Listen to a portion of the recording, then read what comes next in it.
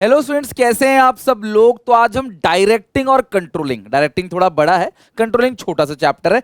इन दोनों को खत्म करेंगे और बीएसटी का पार्ट ए पूरा खत्म हो जाएगा ए टू जेड 4 दिन के अंदर, डे 4। यानी कि मुझे कमेंट सेक्शन में अटेंडेंस चाहिए कि क्या आपकी अच्छे से तैयारी हो रखी है, क्या आपने पूरा का पूरा 1 2 3 अच्छे से कर लिया डे का। यानी कि आज मैं आपको 7 और 8 करा रहा हूँ, 6 चैप्टर तक आपने कर लिया। खुद से पूछो जो वादा आपने किया था कि सर आप 6 दिन कराओ, 6 दिन के अंदर हम पूरा का पूरा सिलेबस रिवीजन करेंगे। डेली आपको मैक्सिमम 2 घंटा देना था। तो अगर कोई बैकलॉग है बेटा फिनिश करो उसको एट एनी कॉस्ट, और कमेंट्स में बताओ कहां तक आपकी प्रिपरेशन हो चुकी है। आप बिल्कुल चिंता मत करो, ये लास्ट रिवीजन नहीं है। मेन रिवीजन तो एग्जाम गैप में बिल्कुल बेसिक से होगा, लेकिन अगर आपने अभी ये डिटेल में नहीं करा ना तो लास्ट में आपको बड़ी दिक्कत आएगी। लगेगा कि यार फिर भूल रहे हैं, आंसर लिख नहीं पा रहे। हमें मेन फोकस जो करनी है ना बीएसटी के अंदर, वो है आंसर राइटिंग। हमें आंसर्स लिखने हैं, कीवर्ड्स को पकड़ना है, केस स्टडीज को पकड़ना है, उस पर ज्यादा फोकस करेंगे। और पूरा का पूरा सिलेबस ऑल दो बार तो कम से कम रिवीजन करेंगे ही करेंगे। तो आप मुझे बताना जरूर कि आपने कहां तक कवर किया कमेंट सेक्शन में। फिलहाल हम स्टार्ट करते हैं डायरेक्टिंग चैप्टर से। डायरेक्टिंग होता क्या है? डायरेक्टिंग वो एलिमेंट है जहां से एक्चुअल वर्क शुरू होता है। प्लान बनाया, रिसोर्सेस अरेंज किए, स्टाफ आपने भर्ती कर दिया, लेकिन स्टाफ काम कब करेगा? जब आप उनको दिशा दिखाओगे, जब आप उनको गाइड करोगे, तभी स्टाफ काम करेगा। जो स्टाफिंग में आपने स्टाफ भर्ती किया है वो यहां पर काम करना चालू करेंगे। उनको मोटिवेट करना पड़ेगा, उनको इंस्पायर करना पड़ेगा, उनको लीडरशिप क्रिएट करना पड़ेगा, उनके बीच में कम्युनिकेशन बनाना पड़ेगा, उनकी एक्टिविटी पे नजर रखना पड़ेगा। ये सारी चीजें हम पढ़ेंगे डायरेक्टिंग के अंदर। सो डायरेक्टिंग है क्या? Telling people what to do. Directing लोगों को बताता है क्या करना है, and seeing that they do it to the best of their ability. सिर्फ बताता नहीं है, ये भी देखता है कि अपनी बेस्ट ऑफ देयर एबिलिटी से वो काम को परफॉर्म कर रहे हैं या नहीं कर रहे हैं। एनसीईआरटी क्या कहता है कि कई बार पूछा जाता है कि बताओ ये कौन से फंक्शन ऑफ मैनेजमेंट की बात कर रहा है। तो एनसीईआरटी कहता है directing is a managerial process which take place throughout the life of organization. यानी कि ये वो प्रोसेस है जो throughout the life of organization चलता है। तो ये अगर पूछा जाएगा कि वो कौन सा प्रोसेस है जो throughout the life of an organization चलता रहता है, कभी खत्म नहीं होता। एक काम को करने के लिए डायरेक्शन दी जाती है, वो काम पूरा हो जाता है, दूसरा काम दे दिया जाता है, उसको काम पूरा होने के बाद फिर एक डायरेक्शन दिया जाता है तीसरे काम को पूरा करने के लिए, and so on. So directing is a continuous process like planning, organizing and management, like okay. तो ये हो गया एनसीईआरटी का वो। अब आते हैं फीचर्स या कैरेक्टरिस्टिक्स ऑफ डायरेक्टिंग। डायरेक्टिंग के फीचर्स क्या है? सबसे पहला इनिशिएट एक्शन। यहां पे काम को पहली बार शुरू किया जाता है, यानी बिना डायरेक्शन के कोई भी वर्कर काम नहीं कर पाएगा। तो डायरेक्टिंग क्या करता है? Actual work start by giving direction. तो मैनेजर क्या करता है? डायरेक्शन देता है ताकि वर्कर से वो काम करा सके। कंटिन्यूअस एक्टिविटी, अभी मैंने बताया throughout the life of organization चलता रहता है। कंटिन्यूअसली जो मैनेजर्स होते हैं वो कंटिन्यूअसली गाइड करते हैं, सुपरवाइज करते हैं, मोटिवेट करते हैं अपने सबऑर्डिनेट को। पर्वेसिव है, छोटी कंपनी हो, बड़ी कंपनी हो, प्रॉफिट मेकिंग हो, नॉट फॉर प्रॉफिट मेकिंग हो, इंडिया में हो, यूएस में हो, कोई फर्क नहीं पड़ता है, ये पर्वेसिव है। आपके पेरेंट्स भी आपको डायरेक्ट करते हैं, गाइड करते हैं, आप भी किसी दोस्त को कुछ समझाते हो। टॉप लेवल में मिडिल को, मिडिल लोअर को, लोअर वर्कर्स को, हर कोई क्या है गाइडेंस का काम करता है, हर कोई इंस्पायर करता है नेक्स्ट जो उसके नीचे लोग काम कर रहे हैं उनको। सो ये पर्वेसिव है, हर लेवल पे जरूरत होता है। डायरेक्टिंग के अंदर ना काम देखा जाता है, परफॉर्मेंस ओरिएंटेड है। हम कभी भी एम्प्लॉयज को क्यों समझाते हैं किसी चीज को, काम कैसे किया था, उनको मोटिवेट करते हैं, क्यों करते हैं? ताकि उनसे काम निकलवाया जा सके। मेन फोकस यहां है performance oriented. The main motive of directing is bring efficiency in performance. Directing help करता है एम्प्लॉयज की परफॉर्मेंस को इंप्रूव करने में। As like staffing, directing is also human element. ध्यान रखना, स्टाफिंग और डायरेक्टिंग दोनों ही ह्यूमन एलिमेंट है, दोनों में ही ह्यूमंस का इन्वॉल्वमेंट है। It involve study and moulding the human behaviour. It improve communication and also motivate employ to perform their best ability. तो एम्प्लॉयज को ना बेहतर बनाता है, उनको अच्छा वो मतलब उनको मोटिवेट करता है काम करने के लिए ताकि गोल को अचीव कर सके और अपनी बेस्ट एबिलिटी से परफॉर्म कर सके। डायरेक्टिंग हमेशा ऊपर से नीचे आता है, और आप ऊपर वाले को डायरेक्ट नहीं करोगे, ऊपर वाला जो आपसे ऊपर है लेवल पे, वो आपको डायरेक्ट करेगा आपकी परफॉर्मेंस को बेहतर करने के लिए। ओके, बेनिफिट, इंपॉर्टेंस यानी बेनिफिट। अगर एम्प्लॉयज को गाइड किया जाता है, मॉनिटर किया जाता है, इंस्पायर किया जाता है, कम्युनिकेट अच्छे से किया जाता है, सुपरविजन किया जाता है, डायरेक्ट किया जाता है, कुल मिला के उसका फायदा क्या क्या होगा। फीचर्स तो आपने देख लिए। तो सबसे पहला फायदा है helps to initiate action. The employees in the organisation start working only when they get instruction and direction from their superior. Directing function provide direction to the employees to achieve the organisation goal. तो employees गोल को achieve करने में directing function help करता है। अगला है keyword क्या है, helps to start the activity in the organization. तो यहाँ पे ये कीवर्ड ध्यान रखना कि कौन सा इंपोर्टेंस है डायरेक्टिंग का, तो ये स्टार्ट करता है एक्टिविटीज को। अगला है टू इंटीग्रेट एम्प्लॉयज एफर्ट। अलग अलग एम्प्लॉयज अलग अलग कैटेगरी से आए हुए हैं, अलग अलग जगह से आए हुए हैं, अलग अलग वर्क जो है उनका है, लेकिन सब लोग एक ही गोल के लिए काम कर रहे हैं। तो डायरेक्टिंग हेल्प करता है सबको एक दिशा में लेके जाने का, एम्प्लॉयज के एफर्ट्स को इंटीग्रेट करने का। In the organization number of employees are working at different level and different job position. They may have different level of authority and responsibility but all are the part of one organization and all are interrelated to each other. So directing function help to integrate their effort. तो directing function help करता है उनके efforts को integrate करने के लिए, उनके efforts को जोड़ने के लिए। Keyword क्या है? It bring together the employees work at different places through proper communication. तो proper communication के through directing के अंदर ना communication भी आता है। कैसे अपनी बात को रखनी है दूसरों के सामने, कैसे बात बताना है काम को। देखो डायरेक्टिंग एक वो काम है जो बिना मुंह बंद करे तो नहीं कर सकते, आपको बात करनी पड़ेगी, तो कम्युनिकेशन भी इन्वॉल्व है इसके अंदर। Directing integrate employees effort in the organization in such a way that every individual effort contributes to the organizational performance. ध्यान रखना ये कीवर्ड एनसीईआरटी का है, ये पेपर में आपको देखने को मिल सकता है। डायरेक्टिंग इंटीग्रेट करता है एम्प्लॉयज एफर्ट्स को, तो यहां पे कौन सा पॉइंट है इंपोर्टेंस का, to integrate employees effort, second point. Third, means of motivation. Obviously directing के अंदर सिर्फ ऑर्डर देना नहीं होता, वर्कर्स को मोटिवेट भी किया जाता है, उनको मॉनेटरी नॉन मॉनेटरी इंसेंटिव भी दिए जाते हैं ताकि वो और मोटिवेट हो जाए काम करने के लिए। अगर मैं आपको ये बोलूं कि भाई जो 12th में टॉप करेगा मैं उसको एक आईफोन गिफ्ट करूंगा, आईफोन 17 प्रो, तो ऑब्वियसली आपको और मेहनत लगेगी यार, और मेहनत करते हैं। तो आप लोग मुझे बताना कॉमेंट सेक्शन ऐसा कुछ चाहते हो तो आप मोटिवेट हो जाएगा और मेहनत करने के लिए, यार हम और मेहनत करेंगे और डेफिनेटली अच्छा करेंगे, हम प्राइज जीतेंगे, तो अच्छा लगता है मेहनत करने में ना, मोटिवेट हो जाते हो। सिमिलरली कंपनी के अंदर भी होता है, वर्कर्स को मोटिवेट करने के लिए उनको फाइनेंशियल नॉन फाइनेंशियल इंसेंटिव भी देते हैं। Encourage employees to perform with their best ability. अगला है helps to adopt changes. Market के अंदर ना बहुत सारे चेंजेस होते हैं, बहुत इंपॉर्टेंट है क्लास, ध्यान रखना, आता है पेपर में। Generally the employees hesitate in accepting the changes. किसी भी प्रकार के चेंजेस को एक्सेप्ट करने में घबराते हैं employ, but through directing function changes can be implemented more easily as while given direction the superior guide subordinates that the changes। तो जो भी changes about the changes, जितने भी changes होते हैं ना, उनको जो superior है वो मदद करता है उन changes को adopt करने में, उनकी help करता है। कीवर्ड क्या है, helps to implement the changes by convincing the employee को convince करके उन changes को adopt करने में help करता है। अगला brings stability and balance in the organization। Directing function try to create a balance. ध्यान रखना, सब लोग अलग अलग दिशा में जाएंगे, सबका अपना अपना अलग अलग ईगो डेवलप होगा, तो काम कभी हो नहीं पाएगा। तो एक बैलेंस क्रिएट करने की कोशिश करता है। Generally when the employees are working at different level they develop a different attitude.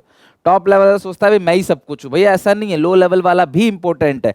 तो डायरेक्टिंग फंक्शन क्या करता है, एक बैलेंस और स्टेबिलिटी लेके आता है ऑर्गेनाइजेशन के अंदर, ठीक है। Create a balance between top and lower level, ये आता है, bring stability and balance in the organization. Right, ये 4 एलिमेंट है और इन चारों एलिमेंट में से ये सिलेबस के अंदर नहीं है सुपरविजन। तो मोटिवेशन, कम्युनिकेशन, लीडरशिप, हमें इन 3 के बारे में पढ़ना है और इन तीनों में से क्वेश्चन पूछे जाते हैं, मतलब तीनों टॉपिक के अंदर से क्वेश्चन पूछे जाते हैं। बहुत इंपॉर्टेंट है और अच्छे से तसल्ली से, कोई जल्दीबाजी नहीं होगी इस वन शॉट के अंदर। अच्छे से मैं डिटेल में ही कराऊंगा आपको कीवर्ड्स के साथ, क्योंकि मुझे पता है यार ये चैप्टर 8 नंबर का है, तो अगर मैं अच्छे से करा दूंगा 5-10 मिनट की वीडियो बड़ी बन जाएगी, लेकिन हर चीज़ कवर हो जाएगी, ताकि जब आप रिवीजन करने बैठो कल को तो आपको पता चले कि इसके अंदर से सब कुछ आ रहा है, इसके अलावा कुछ और देखने की जरूरत नहीं है, ठीक है।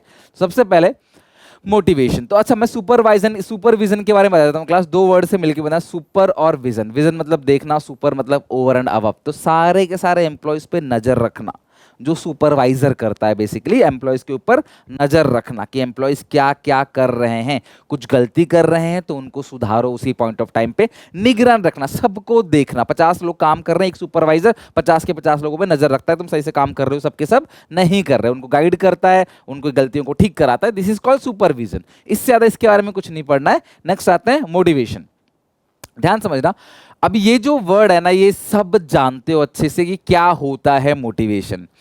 जब आपको आग लगती है अंदर से कुछ करने की, आपका दिल टूटता है, या फिर आपको कहीं इंसल्ट किया जाता है आपका, या किसी चीज को पाने की जिद हो जाती है, किसी के जैसा बनना चाहते हो आप, तो अंदर से मोटिवेट हो जाते हो, हाँ यार मैं भी करूंगा, मैं भी करके दिखाऊंगा, उसने मेरी इंसल्ट करी ना, मैं मेहनत करूंगा।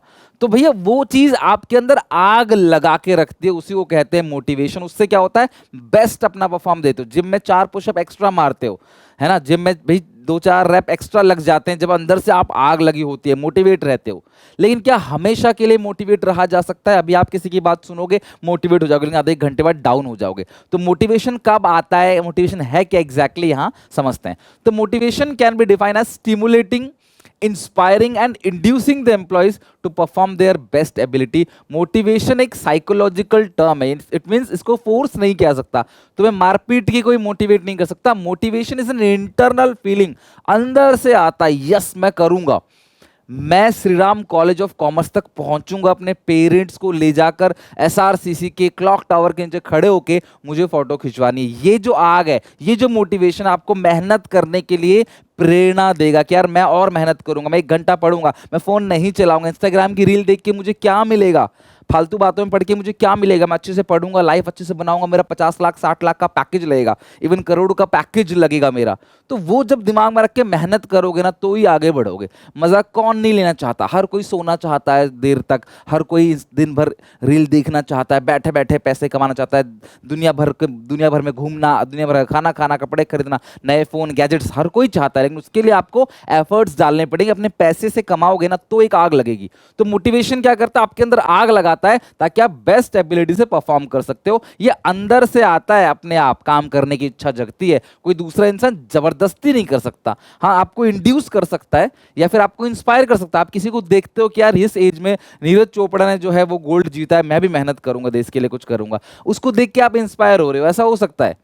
Okay, so while discussing about the motivation, हमें ध्यान रखना है क्लास कुछ term, motive, motivation and motivators. ध्यान रखना, तीनों इंपॉर्टेंट है, पेपर में पूछा जाता है एमसीक्यू में। मोटिव क्या है? A motive is an inner state that energise, activate and move and direct behaviour towards goal. Motive arise out of the need of individual. तो आपकी नीड के अकॉर्डिंग आपका मोटिव होता है। भाई छत नहीं है तो भाई मुझे अपना घर बनाना है, ठीक है, मैं बीमार पड़ता हूं तो मुझे अपना अच्छी सेहत बनानी है, तो आपकी नीड के अकॉर्डिंग मोटिव क्या, आपका मोटिव क्या है, आपका गोल क्या है, और जो प्रोसेस है उस प्रोसेस को, उस गोल को अचीव करने का जो प्रोसेस है, that is called motivation. Motivation is the process of stimulating people, inspiring, inducing, ताकि आप गोल को अचीव कर सको अपनी बेस्ट ऑफ एबिलिटी से। मोटिवेटर क्या है? वो टेक्निक्स, जो टेक्निक आप यूज करते हो लोगों को मोटिवेट करने के लिए, वो मोटिवेटर्स है। लाइक डाइवर्स मोटिवेटर्स, लाइक पे, आपको अच्छा सैलरी मिलेगा, आपको अच्छे पैसे मिलेंगे तो काम करने के लिए अपने आप मोटिवेट रहोगे, बोनस मिलेगा, प्रमोशन, रेकग्निशन, प्रेज, कि भाई मालिक मेरी तारीफ करेगा, in the organization to influence. तो जो आपको दिया जा रहा है, लालच एक तरीके से समझ लो, वो क्या है? आपका मोटिवेटर्स है, वो लोग ही आपको मोटिवेट कर रहे हैं। तो मोटिव हो गया, प्रोसेस हो गया, मोटिवेटर्स हो गया। अब कीवर्ड ध्यान रखना, मोटिवेशन में पहचानने को आता है ये कौन सा है, कि मतलब कौन सा एलिमेंट है डायरेक्टिंग का। Creating will to do the work when employees lose, जब एम्प्लॉयज का इंटरेस्ट घट जाता है तब इस एलिमेंट को यूज किया। जब डाउन पड़ जाते हो ना आप, तो आपको मोटिवेट किया था, आपके टीचर आपको मोटिवेट करते हैं, जब आप पढ़ाई करते करते थक जाते हो, डाउन हो जाते हो, हार मानने लग जाते हो। और improving the initiative level of employ, motivated रहोगे तो नई नई आइडियाज भी दिमाग के अंदर आएंगे, लोगों को इंड्यूस करोगे बेस्ट परफॉर्म करने के लिए। साइकोलॉजिकल प्रोसेस है, नीड से और डिजायर से ये पनपता है। एक्चुअली क्या है, आपकी नीड अगर होगी तो ही कोई आपको मोटिवेट कर पाएगा। अगर तुम्हारे पास सब कुछ है ना, कोई मोटिवेट नहीं कर पाएगा। मुझे फोन चलाने का कोई मन नहीं है और कोई मुझे फोन का लालच दे रहा है, तो अच्छे से काम कर, तुझे फोन दूंगा। भैया मुझे फोन चाहिए ही नहीं, मैं अच्छे से काम क्यों करूंगा? समझ रहे हो? एनसीईआरटी क्या कहता है? मोटिवेशन मींस इंसाइटमेंट, ये वर्ड आप ध्यान रखना, इंसाइटमेंट या inducement to act or move in the context of an organization. It means the process of making subordinates to act in a desired manner.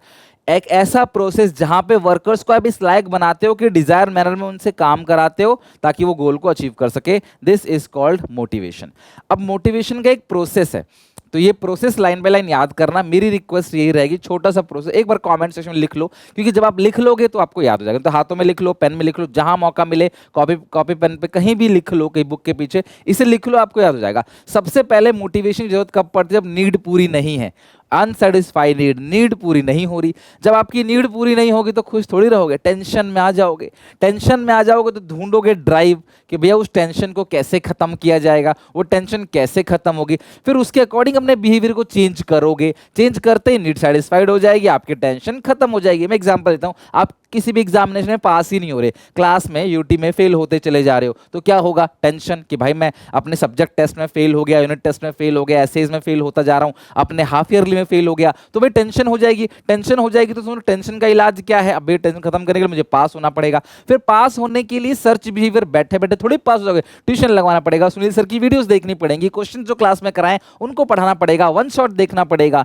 और फिर जब आप क्लास ये सब चीज देखोगे तो ऑब्वियसली नंबर आएंगे, आपकी नीड पूरी हो जाएगी, तो आपकी टेंशन फिर खत्म हो जाएगी। भैया अब मेरी कोई टेंशन नहीं है, यहाँ पे रिड्यूसिंग टेंशन, तो ये रिडक्शन ऑफ टेंशन, ये सारा का सारा मोटिवेशन प्रोसेस है। किसी भी कहानी की तरह से याद कर लो, फनी वे में आपको हमेशा वो याद रहेगा। Now features of motivation. Motivation का सबसे पहला फीचर है गोल ओरिएंटेड। भाई किसी को भी मोटिवेट क्यों किया जाता है? किसी गोल को अचीव करने के लिए। ये इंटरनल फीलिंग है, अंदर से आता है, ये पॉजिटिव भी हो सकता है, नेगेटिव भी हो सकता है। तुम अच्छे से पास हो गए ना तो तुमको एक अच्छी सी गाड़ी देंगे जिसको लेके तुम कॉलेज में जाओगे। तुमको भाई एक फॉर्च्यूनर देंगे या फिर तुमको एक BMW कार देंगे, उसे लेके तुम अपने कॉलेज में जाना, अपने कॉलेज में अच्छे से पढ़ाई करना। तो भैया ये पॉजिटिव मोटिवेशन है, आपको अच्छा लगेगा, यस यस डैड अब मैं मेहनत करूंगा, ठीक है। और हम जैसे घर वालों क्या होते हैं, बेटा पास नहीं हुआ ना, अमीरों घर वाले होते हैं कि भाई मैं तेरे को अच्छा सा गिफ्ट दूंगा, भाई मॉरिशस घूमने जाएंगे बेटा, ये करेंगे वो करेंगे, भाई अमीरों के। अभी गरीब हो गया, अब भाई अगर तू फेल हुआ तो तू गाय भैंस चराएगा, बकरी चराएगा, तुझे मैं घर से निकाल दूंगा, लड़कियां तो मैं तेरी शादी करा दूंगा। तो इस तरीके से जो होती है, फन ऑफ पार्ट है, ठीक है, सीरियसली मत लेना।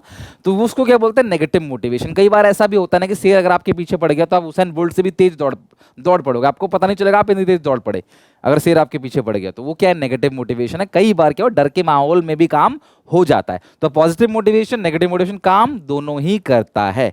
अगला है कॉम्प्लेक्स प्रोसेस। ये पेपर में आ चुका है इसलिए मैंने इसका कीवर्ड दे दिया। Motivation is a complex process as the individual are heterogeneous in their expectations. सब किसी की एक्सपेक्टेशन एक जैसी नहीं होती है, सब किसी की परसेप्शन रिएक्शन एक जैसे नहीं होते। तो इसीलिए class a type of motivation may not have uniform effect all the member, इसीलिए इसके बोलते हैं ये कॉम्प्लेक्स है। इजीली नहीं है कि एक तरीके से एक क्लास में 50 बच्चे सबको मोटिवेट कर दूं। मैं यहाँ पे लेक्चर देता हूँ, कई बार मोटिवेशन की लाइन बोलता हूँ, हजारों बच्चे लाखों बच्चे वीडियोस देखते हैं, लेकिन सब मोटिवेट नहीं होते, बिकॉज हर कोई इंसान जो है एक जैसा नहीं है, होमोजीनियस नहीं है। अगला है कंटिन्यूअस प्रोसेस। मोटिवेशन क्या है? कंटिन्यूअस प्रोसेस है। एक गोल अचीव करने के लिए आपको मोटिवेट किया जाता है, वो गोल अचीव हो गया, दूसरे गोल के लिए मोटिवेट किया जाता है, वो गोल अचीव हो गया, तीसरे गोल के लिए मोटिवेट किया जाता है। It changes according to need of the employ. Employees की नीड के अकॉर्डिंग मोटिवेशन चेंज होता रहता है।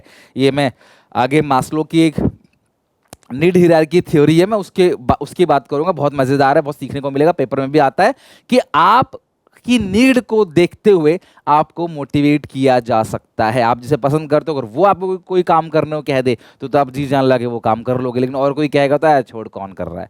तो यानी कि आपकी नीड क्या है, आपकी जरूरत क्या है, उसके हिसाब से भी आपको मोटिवेट किया जा सकता है। अच्छा, अब ये एक मैस्लो साहब, ये है अब्राहम मैस्लो, ठीक है। इन्होंने क्या करा, एक हिरार्की थ्योरी दी है, नीड हिरार्की थ्योरी। हायरार्की बोलो, हिरार्की बोलो, वो क्या, line by line, step by step. तो मैस्लो साहब क्या कहते हैं, ध्यान समझना। नीड और डिजायर बहुत इंपॉर्टेंट एलिमेंट है किसी को भी मोटिवेट करने के लिए, क्योंकि एम्प्लॉय तभी मोटिवेट होगा जब उसकी कोई जरूरत होगी, और एक बार अगर आपने जरूरत को पूरा कर दिया तो भैया उसको मोटिवेट आप नहीं कर सकते। मैस्लो साहब के ना यहाँ पे कुछ अजम्पशंस हैं, अब पेपर में ना ये अजम्पशंस भी पूछे जा चुके हैं, सो इसको बिल्कुल भी लाइटली मत लेना। जो कर रहा हूँ बहुत इंपॉर्टेंट है। अगर मैं ये चीज ना कर रहा हूँ तो मेरी वीडियो 2 मिनट छोटी हो जाएगी। ऐसी मैं 4-5 चीजें अगर कट करवा दूं ना तो मेरी वीडियो 15 मिनट छोटी हो जाएगी, लेकिन वो पेपर में आ गया तो क्या करोगे, रोओगे ना, फिर आपको दूसरा चांस तो नहीं मिलेगा। इसीलिए ध्यान से पूरी वीडियो देखना। People behaviour is based on their need.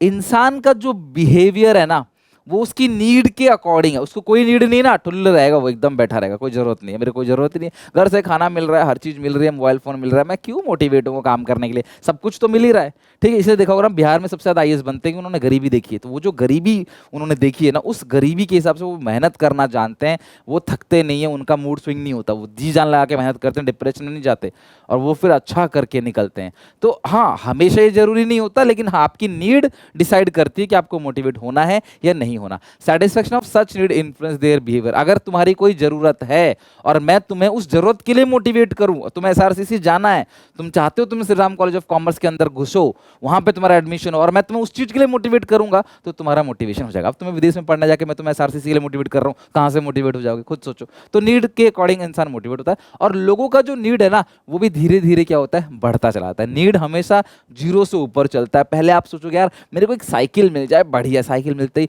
मेरे को गाड़ी मिल जाए, गाड़ी मिलते हुए मुझे और बड़ी गाड़ी मिले, और बड़ी गाड़ी मिले, और बड़ी गाड़ी मिले, समझ रहे हो। इंसान सोचता है मेरी एक कुटिया बन जाए, बस मेरा एक कमरे की छत मिल जाए मुझे, भाई ठीक है छत मिल गई, यार मेरा अच्छा से एक घर हो, घर अच्छा से एक कोठी हो, अच्छा से एक बंगला हो, विला हो। इस तरीके से आपकी जो है नीड बढ़ती चली जाती है। तो इंसान की सबसे पहली बात तो क्या है, मैस्लो साहब ये कहते हैं कि इंसान का जो बिहेवियर है उनकी नीड पे डिपेंड करता है, और दूसरी बात वो नीड हिरारिकल ऑर्डर में चलता है, लोअर टू हायर लेवल। और एक बार नीड आपने पूरी कर दी तो भैया उसको फिर आप मोटिवेट उस तरीके से नहीं कर सकते, अपर नीड के लिए आप उसको मोटिवेट करना पड़ेगा। और एक इंसान जो है नेक्स्ट लेवल पे तभी पहुंचेगा जब उसकी लोअर नीड पूरी हो जाएगी। भाई घर मिल जाएगा तभी तो फिर वो बंगले के बारे में सोचेगा। तो ये 4 अजम्पशन है। मैं यही बोलूंगा कि आप 3 से 4 दिन आराम से इस चैप्टर को दो, डेली बेसिस पे 3-3 4-4 घंटा, 2 घंटा समझो, 2 घंटा लर्न करो, कभी आधा 1 घंटा बैठ के लिखो, पॉइंट को अच्छे से तन मन धन लगा के याद करो।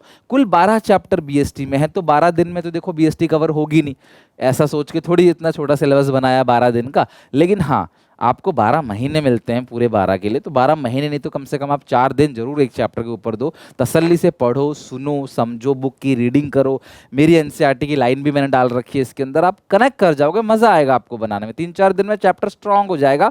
फिर मैं केस स्टडी की सीरीज भी लेके आऊंगा, आपको केस स्टडीज भी कराऊंगा हर चैप्टर के। चैप्टर तो लर्न करो पहले, फिर मैं एमसीक्यू भी लेके आऊंगा, सैम्पल पेपर क्वेश्चन भी करवाऊंगा, पीवाईक्यू भी करवाऊंगा। अब मैस्लो साहब ने 5 नीड दी हैं।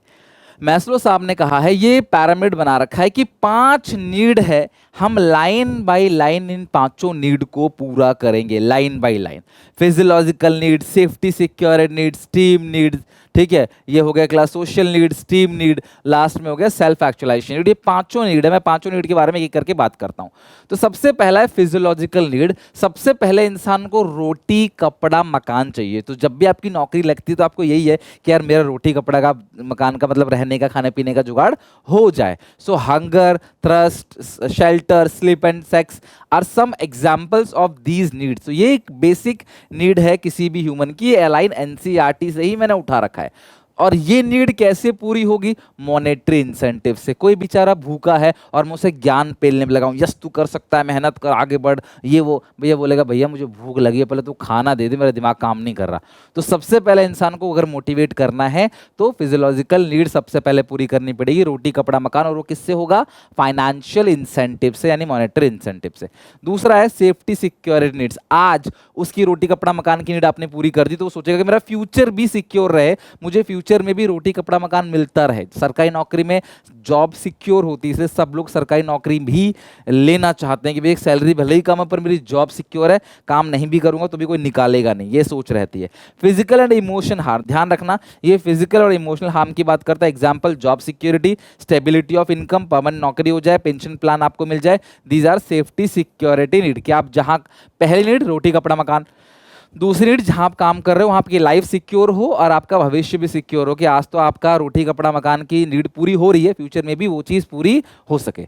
तीसरा है सोशल नीड और बिलोंगिंगनेस नीड। जब आपका फ्यूचर भी सिक्योर हो गया ना तो खत्म नहीं होगी, इंसान की जरूरतें कभी खत्म नहीं होगी। वो सोचेगा मेरा एक ग्रुप में ना social need, natural love, affection, friendship, companionship, एक गेट टुगेदर ग्रुप हो हमारा, ये सारी चीजें कंपनी में चाहिए. It means fulfil the need of natural love, affection, friendship, companionship etcetera. Fulfil the social need. The manager prefer team work. तो manager इस नीड को पूरा करने के लिए टीम वर्क प्रेफर करता है, इनफॉर्मल गैदरिंग करता है, एम्प्लॉयज के लिए जो है वो कोई स्पोर्ट्स अरेंज कराता है, अलग अलग पार्टीज होती हैं, गेट टुगेदर होते हैं, मीटिंग्स होती हैं, क्लब ले जाते हैं, कभी मैच कराते हैं, कभी क्रिकेट खिलवाते हैं, कभी कोई फुटबॉल खिलवाते हैं, कोई भी एक्टिविटी, स्पोर्ट्स एक्टिविटी वगैरह करवाते हैं. तो ये सारी चीज़ें क्या होती है, सोशल और बिलोंगिंगनेस नीड के अंदर आता है. वर्कर को लगता है कि हाँ मैं इस ऑर्गेनाइजेशन का हिस्सा हूँ, उसको पार्ट ऑफ ऑर्गेनाइजेशन लगता है, फील आता है. फिर उसके बाद अगली नीड है टीम नीड. यहाँ पे रेस्पेक्ट. जब सारी चीज़ें मिल जाती है, इंसान पैसे कमा लेता है, तो उसको इज्जत ज़्यादा प्यारी होती है, भैया मेरी इज्जत है, ठीक है. जब पैसे मिल जाते हैं तब. These needs are related to the respect and recognition. When the above three needs are satisfied, then people start demanding the respect from themselves in a group. कि भैया इज्जत हो, मेरे ग्रुप में कोई अच्छा डेजिग्नेशन हो, वाइस प्रेसिडेंट, चेयरमैन जैसा designation. It can be satisfied through non monetary incentive. मतलब नॉन मॉनेटरी इंसेंटिव के थ्रू ये पूरा किया जा सकता है. Steam need non monetary incentive से पूरा किया जाता है, जबकि फिजियोलॉजिकल नीड, रोटी कपड़ा मकान जो है, वो आपकी मॉनेटरी इंसेंटिव या फाइनेंशियल इंसेंटिव से पूरा किया जाता है. आखिरी नीड है सेल्फ एक्चुअलाइजेशन नीड. मैस्लो साहब ये कहते हैं कि अगर ये नीड पूरी कर दिया आपने, इंसान फिर मेहनत नहीं करेगा. लाइफ में जो बनना चाहते हो वो बन गए ना, फिर उसके बाद मेहनत जो है वो नहीं करी जाएगी, फिर आपको मोटिवेट नहीं किया जा सकता. तो लाइफ में जो बनना चाहते हो वो है, मतलब आपका जो एम ऑफ लाइफ है ये वो है. This need refers to realizing or reaching to the aim of your life. Once the employee becoming what he wants to become, it means satisfaction of his self-actualization need. Example, when a soldier faces bravely the bullet of enemy, he seems to be realize the self-actualization need. समझ रहे हो बात को? तो उसको लगता है ना मैं देश के लिए शहीद हो जाऊंगा, भाई ये मेरा एम है. ये एक एग्जाम्पल है सेल्फ-एक्चुअलाइजेशन नीड का. अब मोटिवेशन में ही दो चीजें हैं जो बहुत इंपॉर्टेंट है. वर्कर्स को मोटिवेट करने के लिए हम कुछ इंसेंटिव्स देते हैं, और वो इंसेंटिव अगर हम पैसों में देते हैं, मनी के फॉर्म में देते हैं, तो उसको बोलते हैं मॉनेटरी इंसेंटिव. और वो पैसे में नहीं देके कुछ अदर फॉर्म में देते हैं, that is called non monetary incentive. और ये जो मॉनेटरी इंसेंटिव है इसको फाइनेंशियल इंसेंटिव भी कहते हैं. और ये वो इंसेंटिव है जो ज़्यादा पावरफुल होता है लोअर लेवल ऑफ एम्प्लॉयज़ के लिए. यार देखो, जो गरीब लोग होते हैं ना, कम सैलरी वाले लोग होते हैं, उनको ज़्यादातर मतलब पैसों से ही होता है. भैया उनके लिए पैसा जरूरी है, उनको घर का किराया भरना, बच्चों को स्कूल की फीस भरनी, घर पर राशन भरना है. तो उनके लिए ना, उनको अगर मोटिवेट करना है तो ज्ञान मत पेलो उनको पैसे दो. सीधी सी बात. आपके दोस्त लोग कहते होंगे ना, भाई तुम मुझे सलाह मत दे, सलाह तो बहुत देते, तो मुझे पैसे दे दे बस, मुझे पैसों की जरूरत है, तुम रील भेज रहे हो, सलाह भेज रहे हो. तो ये जो लोअर लेवल के एम्प्लॉयज होते हैं उनके लिए बेटर रहता है फाइनेंशियल इंसेंटिव. सर कौन कौन से फाइनेंशियल इंसेंटिव है? क्वेश्चन ऐसा आएगा, आपको एक केस स्टडी दे देगा, बोलेगा पहचानो कौन कौन से फाइनेंशियल इंसेंटिव इसके अंदर इन्वॉल्व, उनके नाम बताओ. तो सबसे पहला पे एंड अलाउंसेस, यानी कि regular increment in salary every year. उनको अलाउंसेस देना, यानी कि हर महीने उनकी सैलरी बढ़ेगी और उनको जैसे एक अलाउंस होता है डीए, डियरनेस अलाउंसेस, महंगाई भत्ता. आपको पता है हर साल महंगाई बढ़ती है, हर महीने नहीं हर साल. तो हर साल क्या होगा, आपकी सैलरी में कुछ कुछ इंक्रीमेंट आएगा, इसको बोलते हैं पे एंड अलाउंसेस. प्रॉफिट शेयरिंग, ठीक है, प्रॉफिट एंड शेयरिंग नहीं, प्रॉफिट शेयरिंग होगा आई थिंक. ये प्रॉफिट शेयरिंग, इसका मतलब क्या है, कंपनी क्या करती है, फिक्स अमाउंट ऑफ प्रॉफिट जो है वो रख लेती है और कहती है इससे ज़्यादा प्रॉफिट जो भी होगा हम वर्कर के अंदर बांट देंगे. लेकिन प्रॉफिट शेयरिंग के अंदर ना हम एम्प्लॉय सोचता है कि यार कंपनी मान लो 5 करोड़ का प्रॉफिट रखेगी, बाकी सब बांट देगी. अगर 6 करोड़ का प्रॉफिट हो गया कंपनी को, हमने अच्छे से मेहनत करी, कंपनी ने 6 करोड़ प्रॉफिट कमाया, तो 1 करोड़ एम्प्लॉयज़ के अंदर बढ़ जाएगा. तो एम्प्लॉयज़ चाहेंगे हम ज़्यादा मेहनत करें, 5 से ऊपर जितना जा सके उतना अच्छा होगा, वो सारा एम्प्लॉयज़ में बढ़ जाएगा. लेकिन यहाँ पे एम्प्लॉयज़ को ओनरशिप वाली फीलिंग नहीं दे रहे, बस हम प्रॉफिट दे रहे हैं. प्रॉफिट देना ओनरशिप बनाना नहीं होता. साल में वन टाइम, पता है आपको, दिवाली के टाइम पे, एनुअल डे के टाइम पे, न्यू ईयर के टाइम पे कंपनी बोनस दे देती है. अगला है को पार्टनरशिप और स्टॉक ऑप्शन. ये बहुत इंपॉर्टेंट है, ये पूछा जाता है कंपनी में ना. ये ना एम्प्लॉयज को ना ओनर बना देता है, ये फीलिंग ऑफ ओनरशिप है, ध्यान रखना. एम्प्लॉयज को कंपनी के जो शेयर्स है ना वो सस्ते रेट पे दिए जाते हैं ताकि आप लंबे समय तक टिक के काम करो। 4-5 साल जो भी पूरे हो जाएंगे तो ये शेयर्स फिर आपके ही हो जाएंगे। आप इस शेयर्स को आगे बेच भी सकते हो। शेयर 100 का है, आपको देंगे सिर्फ 20 रुपए में, तो हर शेयर पे 80 रुपए का आपको फायदा कर रहे हैं, पर 5 साल टिक के काम करना पड़ेगा। तो वर्कर को लगता है कि ये शेयर्स मुझे मिले हैं, यानी मैं इस कंपनी का मालिक हूं, मैं अच्छे से काम करूंगा तो कंपनी के शेयर के प्राइस बढ़ेंगे, तो मेरे शेयर के प्राइस भी क्या होंगे, बढ़ेंगे। मेरी बात समझ रहे हो? This means under this incentive scheme employees are offered company share at the price lower than the market price. Sharing the profit does not give the ownership right to employee. मतलब वही बात है, ये कह रहे हैं कि भैया यहाँ पे आपने जो प्रॉफिट शेयरिंग किया था, प्रॉफिट शेयरिंग का मतलब ये नहीं है कि आपको ओनरशिप राइट मिल जाएगा कि आप प्रॉफिट शेयर कर रहे हैं तो आप मालिक बन गए, नहीं। यहाँ पे आपको कंपनी के शेयर्स मिलेंगे लो प्राइस पे, जिसे आगे चल के आप हाई प्राइस पे बेच सकते हो, तो आपको ओनरशिप वाली फीलिंग आएगी। अगला कमीशन, जो सेल्स करते हैं, सेल्स एग्जीक्यूटिव, उनको मोटिवेट करने के लिए उनको सेल्स पे 5-10-20% कमीशन मिलता है ताकि वो जितनी भी ज्यादा सेल करें उस पर उतना उनका कमीशन का इंसेंटिव बने। नेक्स्ट है productivity link with wage incentive. जितना ज्यादा प्रोडक्शन करोगे हायर रेट से, उतना ही ज्यादा आप लोगों को हायर वेज मिलेगा। यानी कि अगर आप ज्यादा प्रोडक्शन करोगे तो हायर रेट से आपको वेज दिया जाएगा, कम प्रोडक्शन करोगे तो कम रेट से वेज दिया जाएगा आपको। इससे क्या होगा, लोग चाहेंगे हम ज्यादा प्रोडक्शन करें। लाइक कहते हैं 100 यूनिट तक अगर बनाते हो 1 से 100, तो हर यूनिट का आपको 5 रुपये मिलेगा। लेकिन 100 से ऊपर जितना भी बनाओगे हर यूनिट का आपको 7 रुपये मिलेगा। तो हर इंसान चाहेगा कि मैं 100 से ऊपर बना दूं, 110, 120 बना दूं, ताकि मुझे 7 रुपये के हिसाब से पैसा मिले। अगला है रिटायरमेंट बेनिफिट। ये भी एक तरीके का मॉनेटरी इंसेंटिव है। Provident fund, pension fund, gratuity fund, ये सारी चीजें मिलती है एम्प्लॉय को जब वो कंपनी को छोड़ के जाता है। तभी इंसान जो है ना सरकारी नौकरी में इंटरेस्टेड रहता है कि वहां पे जब नौकरी से रिटायरमेंट मिलती है ना तो बहुत मोटा पैसा उनको मिलता है। अगला है परक्विजिट्स। परक्विजिट्स बेसिकली क्या होता है, सम स्पेशल बेनिफिट है, जैसे car allowances, housing, children education allowances, leave travel. Company आपके बच्चों को पढ़ाएगी, आपको गाड़ी देगी, आपको शॉफर देगी, आपके मेडिकल का खर्चा झेलेगी, आपको छुट्टी पे भेजेगी। मॉरिशस हो गया, लंदन हो गया, पेरिस, न्यूयॉर्क, ग्रीस जाओगे घूमने के लिए, कंपनी आपको अलाउ करेगी। ये सारी चीजें आप लोगों को मोटिवेट करेगा, ऑब्वियसली किसी को भी मोटिवेट करेगा। दिस इज कॉल्ड परक्विजिट्स, और ये मॉनेटरी इंसेंटिव है। लेकिन इसके लिए आपको अच्छे से मेहनत करनी पड़ेगी, पढ़ाई करनी पड़ेगी, लाइफ में सक्सेसफुल बनना पड़ेगा, ताकि किसी अच्छी कंपनी में आप जाओ तो वहां पे ये फैसिलिटी आपको मिले। शुरू में नहीं तो 5-10 साल बाद आपको ये चीजें मिलने लग जाएं। लेकिन सिर्फ मॉनेटरी इंसेंटिव नहीं होता, कुछ ऐसे इंसेंटिव भी होते हैं जहां आपको पैसा तो नहीं मिलता है लेकिन आपको बहुत सेटिस्फेक्शन मिलता है, बहुत इज्जत आपको मिलती है, और वो भी आपकी नीड को पूरा करता है, और वो भी चीज आपको मोटिवेट करेगा बेस्ट अपना परफॉर्म करने के लिए। सो non-financial incentive या non-monetary incentive, these incentives cannot be calculated in terms of money but provide a psychological emotional satisfaction. These are made by the basically ये जो है वो more powerful है, more required top level managers। तो आमतौर पे बड़े लेवल के जो मैनेजर्स होते हैं उनको नॉन मॉनेटरी दिया जाता है, और जो लोअर लेवल के मैनेजर्स होते हैं उनको मॉनेटरी इंसेंटिव दिया जाता है।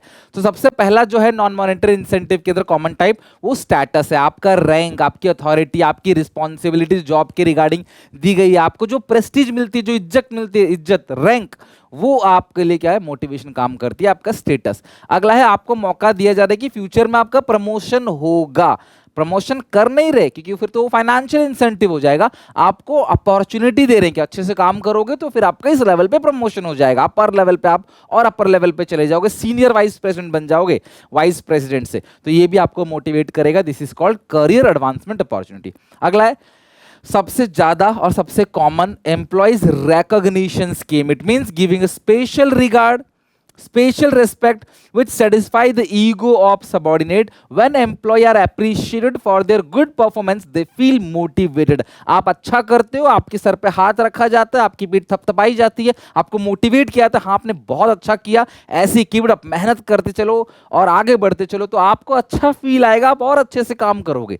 तो यही एम्प्लॉयज के साथ भी होता है, जैसे उनको कॉन्ग्रेचुलेट करना अच्छी परफॉर्मेंस के लिए, एक अवार्ड सर्टिफिकेट दे देना, रिवॉर्ड दे देना, शील्ड मेडल दे देना, कुछ गुडीज दे देना, रिवॉर्डिंग करना एम्प्लॉयज को उनके अच्छे सजेशन देने पे कि आपने बहुत अच्छा सजेशन दिया, उनके सजेशन को वेलकम करना, नोटिस बोर्ड पे उनका नाम लगा देना, एम्प्लॉय ऑफ द मंथ लिख देना, एम्प्लॉय ऑफ द ईयर लिख देना, टी शर्ट बांटना, कुछ मोमेंटोस उनके साथ शेयर करना। जैसे जैसे आईपीएल में ऑरेंज कैप होता है ना कि भाई जो सबसे ज्यादा विकेट लेगा, सबसे ज्यादा रन बनाएगा, उनको एक सेपरेट कैप मिलती है तो वो एक मोटिवेशन होता है उनके लिए, हाँ यार ये चीज़ मोटिवेशन। आप बोलो सर कैप का तो पैसा लगता है, आपने लिखा है टी शर्ट, तो टी शर्ट तो पैसे से आती है, क्या ये फाइनेंशियल इंसेंटिव नहीं होगा? यार जो पैसे से देखो हर चीज आती है, कोई सर्टिफिकेट देंगे ना तो उस कागज को प्रिंट करने में भी पैसा लगता है, लेकिन उसकी वैल्यू नहीं है, उस सर्टिफिकेट उस कागज की वैल्यू नहीं है, आपको जो अंदर से फील आया ना, जो रैंक 1 का फील आया उसकी वैल्यू है।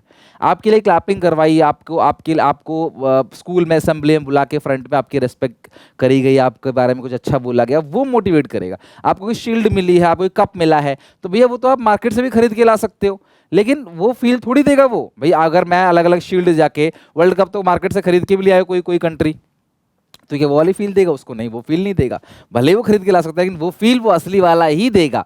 तो ये होता है एम्प्लॉय रिकॉग्निशन प्रोग्राम। अगला जॉब सिक्योरिटी, अगर आपकी जॉब को सिक्योर किया जाए कि हाँ आपको निकाला नहीं जाएगा, आपकी जॉब सिक्योर है, तो आप और अच्छे से काम करोगे। लेकिन हाँ कुछ लोग ऐसे होते हैं जिनको पता है जॉब से निकाला नहीं जा सकता, सरकारी नौकरी वाले, तो वो अच्छे से काम नहीं करते, वो भी सारे नहीं, कुछ लोग होते हैं। एम्प्लॉय पार्टिसिपेशन, कोई भी काम करना हो, डिसीजन लेना हो तो एम्प्लॉयज को बुलाओ, उनके साथ मिलकर डिसीजन को लो, यार आप भी आप अपना पक्ष रखो, अपनी राय दो, अपना सजेशन दो आप, तो वहां पे उनको अच्छा फीलिंग आएगा, उनको फीलिंग ऑफ बिलोंगिंगनेस आएगा कि यार मैं भी इस कंपनी का हिस्सा हूं, कुछ चीज करने से पहले पता है मेरे से पूछा जाता है, तो वो और मन से काम करेगा। अगला ऑर्गेनाइजेशन क्लाइमेट, ऑर्गेनाइजेशन क्लाइमेट मतलब क्या है? सबऑर्डिनेट और सुपीरियर का जो रिलेशनशिप है वो कैसा है।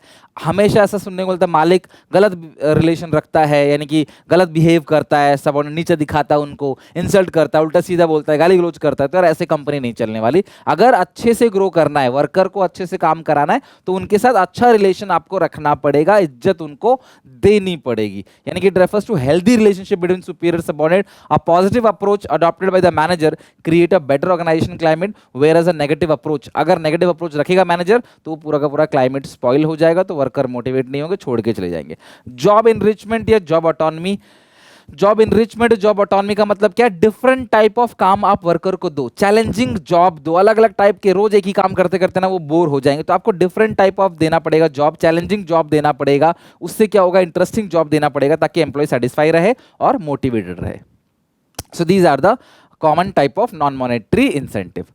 नाउ एक इसके अलावा ना क्लास एक एम्प्लॉय एम्पावरमेंट भी है, वो रहेगा, एक बार आप एनसीईआरटी से देखना। एम्प्लॉयज एम्पावरमेंट मतलब एम्प्लॉयज को पावर देना कि वो जो मर्जी चाहे मतलब कि काम कर सकता है अपने हिसाब से, अपने इंटरेस्ट के हिसाब से काम चूज कर सकता है, वो एम्प्लॉयज एम्पावरमेंट हो गया, कुछ पावर देना हो गया। एक बार आप एनसीईआरटी से देख लेना, और यही सब मैक्सिमम चीजें हो गई। नेक्स्ट है लीडरशिप। सुपरविजन है नहीं, मोटिवेशन हमने पढ़ लिया, नीड डिजायर की थ्योरी मैस्लो की पढ़ ली, फाइनेंशियल इंसेंटिव पढ़ लिया, नॉन फाइनेंशियल इंसेंटिव पढ़ लिया। Now come to leadership. ध्यान समझना, यहां से पूछता है पेपर में केस स्टडी, और ये तीनों बहुत इंपॉर्टेंट है इस पॉइंट के अंदर, राइट। लीडरशिप का मतलब क्या है? Process of influencing the behaviour of people in a manner that they strive willingly and enthusiastically towards the achievement of group objective, he take care of his followers. ध्यान रखना, leadership का मतलब क्या होता है? एक लीडर अपने जितने भी फॉलोअर्स हैं ना उनका ध्यान रखता है और उनसे काम को करवाता है, दिस इज कॉल्ड लीडरशिप। ध्यान रखना ये वॉलंटरी होता है, स्ट्राइव विलिंगली, ये कीवर्ड ध्यान रखना, क्योंकि लीडरशिप और मोटिवेशन में बहुत कंफ्यूजन आएगा। वहां भी इन्फ्लुएंसिंग है, यहां भी इन्फ्लुएंसिंग है, influencing the behaviour of others, maintaining good interpersonal relationship, influencing employees to voluntary perform, ये जो वर्ड आ जाए ना समझ जाना, ये वॉलंटरी वर्ड लीडरशिप के अंदर ही आता है। Working with cooperation and coordination, तो ये आ गया आपका लीडरशिप का कीवर्ड। लीडरशिप में होता क्या है? सिंपल सी बात है, एक लीडर बना दी जाता है ग्रुप में से, अलग से नहीं, उन्हीं लोगों में से एक लीडर बना दी जाएगा, और वो लीडर सारे वर्कर का ध्यान रखेगा, उनसे काम कराएगा, उनकी समस्या को ऊपर तक लेके जाएगा, ऊपर से आने वाले ऑर्डर को उन सबको बताएगा। कोई ये यूनियन लीडर जैसा हो गया, इनका लीडर हो गया जी, ये इसको सेटिस्फाई कर दो, सारे वर्कर सेटिस्फाई हो जाएंगे, सीधी सी बात है। तो लीडरशिप के 3 स्टाइल्स होते हैं, ऑटोक्रेटिक, डेमोक्रेटिक और फ्री रेन। ध्यान से चीज समझना, इनके डायग्राम भी पेपर में बना के आने होते हैं। जब भी ये 3 स्टाइल के बारे में पूछा जाएगा आपको पेपर में डायग्राम भी बनाने। ऑटोक्रेटिक लीडरशिप या ऑथोरिटेटिव लीडरशिप को बॉस सेंटर लीडरशिप भी कहते हैं। ये वो स्टाइल ऑफ लीडरशिप है जहां पे ये रहा लीडर, ये इनसे काम कराता है, कहता है अपना सजेशन मत देना। ध्यान से मेरी बात सुनना, कीवर्ड्स मैं सारे के सारे बोल रहा हूँ हिंदी में, पेपर में पढ़ोगे तो समझ आ जाएगा, मेरी बातें याद आएंगी। ऑटोक्रेटिक लीडरशिप में जो लीडर है ना, ये हिटलर है। ये कहता है भैया क्रॉस क्वेश्चनिंग मत करना, जो बोला है चुपचाप काम करके दो, अपना सजेशन मत देना। अच्छा काम करोगे तो रिवॉर्ड भी मिलेगा, खराब काम करोगे तो फिर दंड भी मिलेगा, पेनल्टी मिलेगी। तो ये डिक्टेटर है, कोई सजेशन नहीं लेता है, ये सिर्फ ऑर्डर पास करता है। This leadership is dogmatic. तो ये जो लीडर है वो डॉगमेटिक है, यानी कि वो चेंज नहीं होता है। ये चाहता है भैया मेरी जो मैंने बोला वो कॉन्ट्राडिक्ट नहीं होना चाहिए, वो काम करके दो बस, मुझे नहीं पता। आमतौर पर ये होता भी इसलिए क्योंकि ये लोग थोड़े से कम पढ़े लिखे होते हैं, तो ये अपना दिमाग क्या ही लगाएंगे। तो ये कहता नहीं, जो मैंने बोला चुपचाप करके दो। अगला है डेमोक्रेटिक लीडरशिप। ये बहुत अच्छा है, मैं इसको बहुत पसंद करता हूं। ये वो लीडर है जो सबके सजेशन से मिलके काम करता है, सब लोगों से मिलजुल के बैठ के सबसे मिलके डिसीजन मेकिंग में पार्टिसिपेट करता है। यहाँ पे सारा पावर अपने पास रखता है, इनको कोई पावर नहीं देता, लेकिन ये सबको पावर देता है और सबसे रिस्पॉन्सिबिलिटी भी शेयर करता है। Taking suggestion from employees, two way, यहाँ पे टू वे होता है। वर्क एम्प्लॉयज भी खुश रहते हैं, उनका इनिशिएटिव लेवल भी हाई रहता है। कंसल्टेंट कंसल्टेशन करता है सबऑर्डिनेट के साथ, इनको इनकरेज भी करता है कि वो डिसीजन मेकिंग में पार्टिसिपेट करें। लास्ट है free rein leadership. Free rein leadership वो लीडरशिप है जहां पे लीडर क्या करता है, ये सब फुल कैपेबल है, BCD ये फॉलोअर है लीडर के, ये फुल कैपेबल है, इन पे खूब भरोसा है, इनको सारा पावर इनको देता है। कहता मैं तो भैया साइड हट गया, तुमको मैंने सारा पावर दे दिया, तुम लोग सारा का सारा काम करो, इमरजेंसी हो तो मेरे पास आना, वेन एवर इज नेसेसरी तो मेरे पास आना, अदरवाइज तुम अपना काम करते चलो। कंप्लीट फ्रीडम देता है एम्प्लॉयज को, no interference of superior, superior में कोई यहाँ कोई इंटरफेयर नहीं करता। ये such a leader does not believe the use of power unless it is absolutely essential. कहता है भैया जब तक जरूरी ना हो तब तक मैं इनको परेशान नहीं करूंगा, अपना काम आप करते रहो। So these 3 style of leadership. Paper में आपको केस स्टडी आएगी, घुमा फिरा के चीजें पूछी जाएंगी, बोलेगा बताओ ये किस टाइप का लीडर है, जो पावर अपने हाथ में रख रहा होगा सारा का सारा ऑटोक्रेटिक है, जो सब में शेयर कर रहा होगा डेमोक्रेटिक, जो सारा शेयर कर दे, फ्री रेन या लेजर फेयर लीडरशिप कहते हैं इसको। तो ये रहा ऑटोक्रेटिक। बॉस सेंट्रिक, बॉस इनको बोलेगा भैया इनको बस सुनना पड़ेगा, अपनी कुछ नहीं चला सकते। ये अनक्वेश्चनिंगली, ध्यान रखना, ये कोई क्वेश्चन जो है वो पुटअप नहीं करेंगे, जो बोला गया है वो बिना कुछ पूछे अपना काम करके दे दो आप। फायदा क्या है, डिसीजन मेकिंग बहुत फास्ट होता है, जब स्पीड ज्यादा चाहिए होती है तो वहां पे ये अच्छा है। और स्ट्रांग मोटिवेशन किसको देता है, लीडर को। लीडर तो खुश रहेगा भैया इसके अंदर कि सारा काम मैं जो बोल रहा हूँ वही करना है, तो लीडर खुश रहेगा।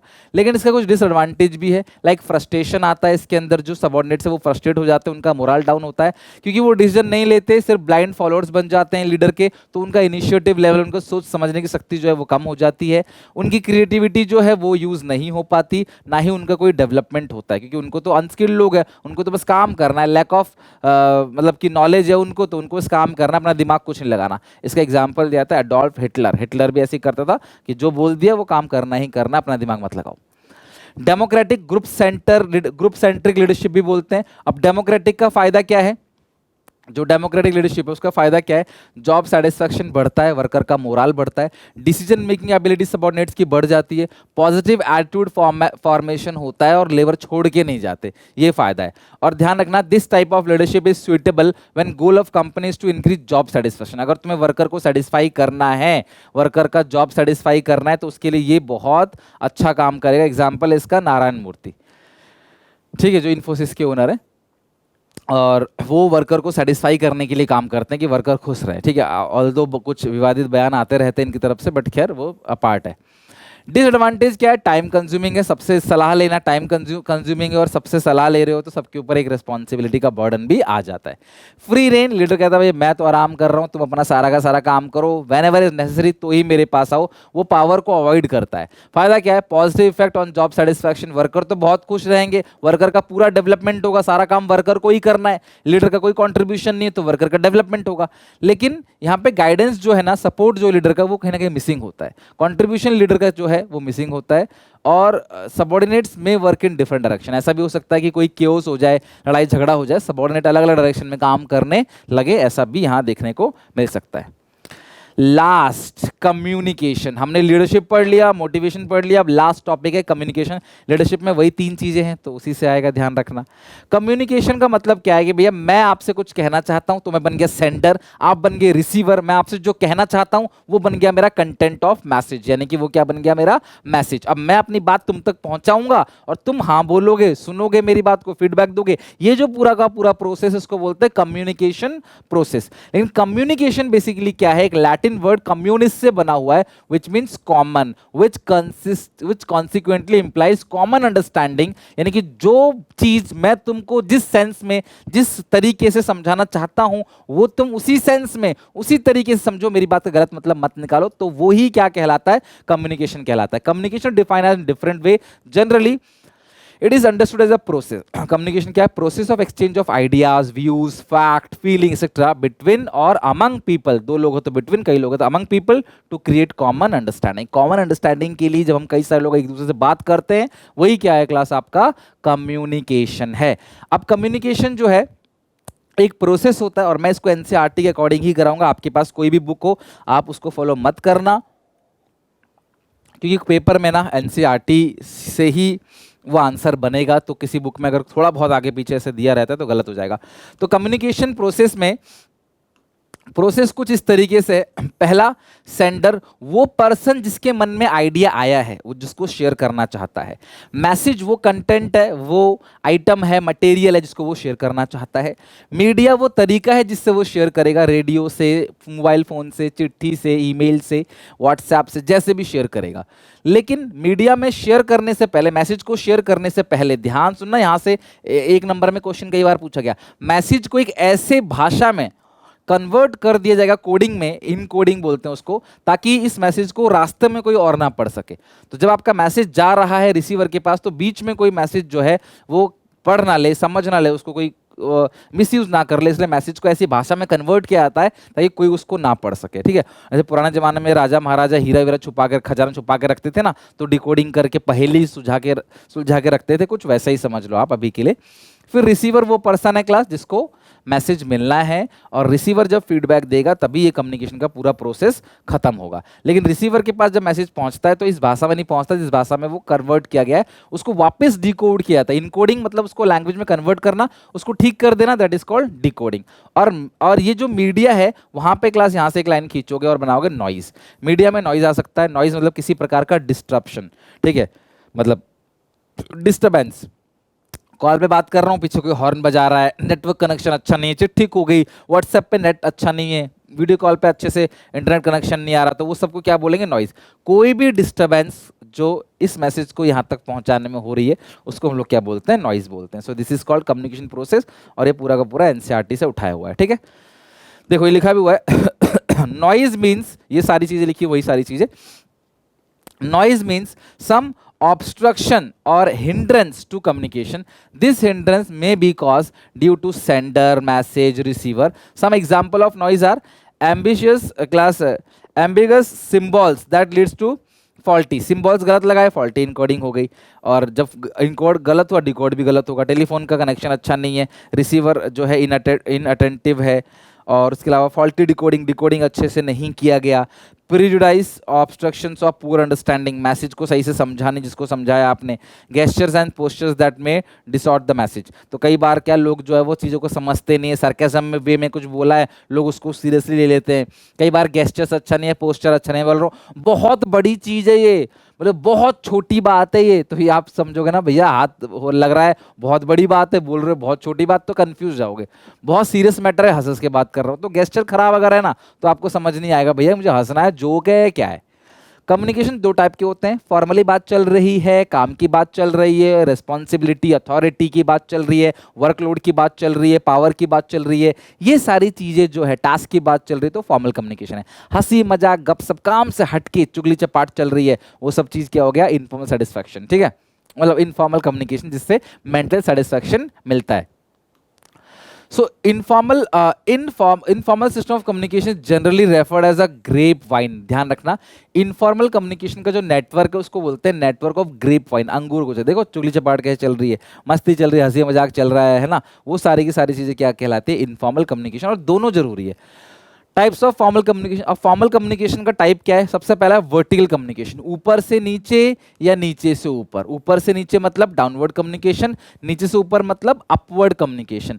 तो ऊपर से नीचे क्या क्या चीजें आएंगी? ऊपर से नीचे ऑर्डर आएगा, रूल आएगा, पॉलिसी आएगा, ये सब चीजें ऊपर से नीचे आएंगी। नीचे से ऊपर शिकायतें जाएंगी, सजेशन जाएंगी, ग्रीवेंसेस जाएंगे, क्योज जाएंगे, नीचे से ऊपर डिमांड जाएंगे, नीचे से ऊपर स्ट्राइक्स पर जो डिमांड करते हैं। तो ये हो गया डाउनवर्ड और upward communication. Horizontal communication, purchase manager, sales manager, HR manager, तीनों मिडिल लेवल के मैनेजर्स हैं और तीनों जब कम्युनिकेट करते हैं आपस में उसको बोलते हैं हॉरिजॉन्टल कम्युनिकेशन। जब एक लोअर लेवल का बंदा किसी दूसरे डिपार्टमेंट के अपर लेवल के बंदे से बात कर रहा है, दूसरे डिपार्टमेंट के, सेम करेगा तो ये वर्टिकल हो जाएगा, लेकिन ये दूसरे यानी अपवर्ड कम्युनिकेशन, लेकिन ये दूसरे डिपार्टमेंट के अपर लेवल के बंदे से बात कर रहा है, यानी कि जो सेल्स पर्सन है वो परचेज मैनेजर से बात कर रहा है, this is called diagonal communication. Formal communication क्या है? जब दो या दो लोग ऑफिशियली अटैच है और उनके साथ कम्युनिकेशन चल रहा है, लेकिन जब दो और दो लोग अनऑफिशियली बात कर रहे हैं जो ऑफिशियल अटैच नहीं है, वो इनफॉर्मल कम्युनिकेशन है।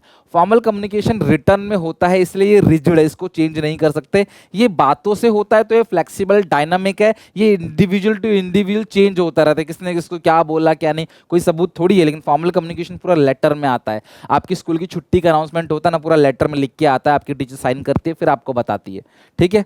दीज में भी ओरल, ये ओरल रिटर्न दोनों हो सकता है, बट जनरली जो है रिटर्न में होता है, और ये ओरल ही होता है। दोस्तों से बात करने के लिए फॉर्मली बात नहीं करेगा। अपने दोस्त को बर्थडे में बुलाते हो तो क्या फॉर्मली मैसेज भेजते हो उसको? क्या फॉर्मल चिट्ठा बोलते हो, बोलो कल आ जियो तो सीधे, तो ये इनफॉर्मल कम्युनिकेशन है। लेकिन प्रधानमंत्री को जब आप निमंत्रण दोगे तो कैसे बोलोगे पीएम आ जाइयो? नहीं, तो वो निमंत्रण क्या होगा? एक प्रॉपर चिट्ठी में होगा, वो पूरा फॉर्मल होगा, ठीक है। यहाँ स्केलर चेन फॉलो होता है, यहाँ स्केलर चेन फॉलो नहीं होता। ये it serve the need of organisation, ये नीड को सर्व करता है कंपनी के, जबकि ये सर्व करता है इंडिविजुअल। यहाँ पे इंडिविजुअल खुश करता है, यहाँ पे कंपनी की नीड जो नीड है उसको ये पूरा करता है, यहाँ पे इंडिविजुअल की नीड को पूरा किया जाता है। ये गोल को अचीव करने के लिए किया जाता है, ये सिर्फ और सिर्फ मेंटल रिलीफ और साइकोलॉजिकल सेटिस्फेक्शन के लिए किया जाता है। यहाँ पे रिस्पॉन्सिबिलिटी फिक्स करना आसान है, भाई ये लेटर किसने इशू किया, कहाँ से आया, ये आसान है, जबकि यहाँ पे क्लास रिस्पॉन्सिबिलिटी को फिक्स करना आसान नहीं है, ठीक है। Barriers to the effective communication, barrier मतलब रुकावट, किसी भी प्रकार का रुकावट, जो मैसेज ये इसको भेजना चाह रहा है ये इसके पास नहीं पहुंच रहा है। यहाँ तो दीवार है, लेकिन यहाँ पे दीवार का मतलब है किसी भी प्रकार का रुकावट, किसी भी प्रकार का रुकावट हो सकता है। बहुत अलग अलग टाइप के बैरियर होते हैं, जिससे ये जिस सेंस में, जिस तरीके से जो चीज़ इसको समझाना चाहता है, ये उसको उस सेंस में उसी तरीके से नहीं समझ रहे, कॉमन अंडरस्टैंडिंग दोनों के बीच नहीं है, इसको बोलते हैं barrier. A communication barrier is anything that comes in the way of receiving and understanding message that one send to another to convey his ideas, thought और any other kind information, this is called barrier. ये वो barrier है जिससे message सही तरीके से नहीं समझ पाता अगला आदमी। चार अलग अलग टाइप के बैरियर, बड़ा इंपॉर्टेंट सबसे ज्यादा सिमेंटिक बैरियर है, बट आप चारों को पढ़ के जाना, कुछ भी आ सकता है। Semantic barrier, psychological barrier, organisational barrier और पर्सनल बैरियर, ये चार अलग अलग टाइप की रुकावट है। सबसे पहले semantic barrier, some time same word and sentences can be understood differently by the different people. Same word, same message को अलग तरीके से अलग इंसान ने समझ लिया, this type of barrier is called semantic barrier। और ये होता क्या है, अलग अलग लोगों की अलग अलग अंडरस्टैंडिंग लेवल होती है। Main cause of semantic problem, semantic barrier का जो मेन कॉज है वो क्या है? सबसे पहला बैडली एक्सप्रेस मैसेज, कि आपने जो मैसेज दिया वो सही से नहीं दिया। लैक ऑफ वोकैबुलरी, जो है आपकी वोकैबुलरी अच्छी नहीं थी, मैनेजर में यूज रॉन्ग वर्ड, उसने गलत वर्ड यूज किया, जो वर्ड प्रॉपरली यूज करना था वो वर्ड यूज नहीं किया, जिसकी वजह से बैरियर आया। बैडली एक्सप्रेस मैसेज, आपने मैसेज ही सही से एक्सप्रेस नहीं किया। ये पॉइंट ध्यान रखना, ये पॉइंट किसके हैं? सिमेंटिक बैरियर के। पूछेगा ये पॉइंट किसके हैं, और ये सिमेंटिक बैरियर का ये कौन कौन सा पॉइंट है, तो बहुत इंपॉर्टेंट है। इसके लिए स्पेशली आपको देखो 4-5 घंटे निकालने पड़ेंगे तसल्ली से, एक ही बार में 4-5 घंटे ना निकाल के दो दिन में निकाल लेना, लेकिन अच्छे से कर लेना इसको। अगला है symbol with different meaning, some time a word may have different meaning, एक ही वर्ड का अलग अलग मीनिंग होता है। Price price, principal principal, right right, तो समझने वाला दूसरा मीनिंग समझ सकता है, उस वजह से वो गलत समझ लेगा, जो हम बोल रहे हैं वो नहीं समझेगा, तो वो जो बैरियर है this is called semantic barrier, symbol of different meaning. Faulty translation, कई बार जो ट्रांसलेटर होता है, जो आपकी भाषा को ट्रांसलेट करके जनता को बताता है, उसने सही से ट्रांसलेट नहीं किया, उसकी वजह से भी बैरियर आ जाता है, this is called faulty translation. Sometime the worker do not understand the language which is used by the manager, वो ट्रांसलेटर ने सही से ट्रांसलेट नहीं किया। टेक्निकल जार्गन, कुछ टेक्निकल वर्ड्स होते हैं, साइंस वालों के पास, डॉक्टर के पास अलग अलग वर्ड होते हैं टेक्निकल, है ना, इंजीनियर के पास, एडवोकेट के पास, कॉमर्स में भी कमोडिटी, EBIT, है ना। अब ये सारी चीजें यूटिलिटी, भैया वो सब हर कोई नहीं समझेगा, वो टेक्निकल वर्ड है तो आम आदमी नहीं समझेगा। तो अगर आपने वो यूज किया तो भी जो है वो किसके अंदर आता है, सिमेंटिक बैरियर के अंदर, टेक्निकल जार्गन। बॉडी लैंग्वेज, आपकी बॉडी लैंग्वेज सही नहीं है, मैंने बताया अभी आपको ना कि आपका जो बोल रहे हो वो बॉडी लैंग्वेज मैच नहीं कर रही उससे, उस वजह से बैरियर आता है। Unclarified assumption, sometime the worker में प्री डिटरमाइन अजम्पशन, कई बार क्या होता है ना, पहले से ही आप मान लेते हो, कुछ पहले ही मान लिया चाहिए ये बोलने वाला है, तो फिर आपका दिमाग सुनता नहीं है उसको और उस वजह से क्या आता है, बैरियर आता है। This is called unclarified assumption. दूसरा है साइकोलॉजिकल बैरियर, आपकी जो दिमागी अवस्था है, साइकोलॉजिकल बैरियर मतलब क्या है कि आपकी दिमागी अवस्था ठीक नहीं है, आप बहुत दुख में हो, बहुत सुख में हो, तो आपको समझ नहीं आएगा कुछ। कोई इंसान बहुत दुख में होता है ना, वो कहता नहीं भैया मुझसे बात करो, मुझे कुछ समझ नहीं आ रहा। ये जो गुस्से में है वो कहता मुझसे बात करो, मुझे समझ नहीं आ रहा, गुस्से में कुछ उसका दिमाग काम नहीं करता। गुस्से में दो लड़ाई करते हैं दो लोग ना, उनको पीछे कुछ बोल रहे हो उनको सुनाई नहीं देगा उसमें, क्योंकि वो एक अलग स्टेट ऑफ माइंड में रहते हैं।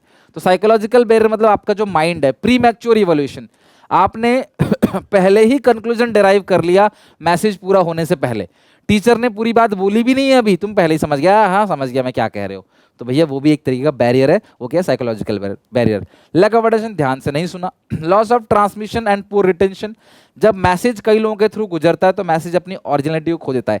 ए बी ओ कुछ बोलेगा, बी सी ओ कुछ बोलेगा, सी डी ओ कुछ बोलेगा ना, तो मैसेज जो है ये कुछ, इसने कुछ और बोला होगा, ये बेचारा कुछ और समझ बैठेगा, तो कई लोगों के बीच जब मैसेज पास होता है। तो अगला है डिस्ट्रस्ट, जब आपको किसी पर भरोसा नहीं है ना तो वो कुछ ही बोलेगा तो भैया आप उसको सुनोगे नहीं, समझोगे नहीं। Distrust between communicator and communicate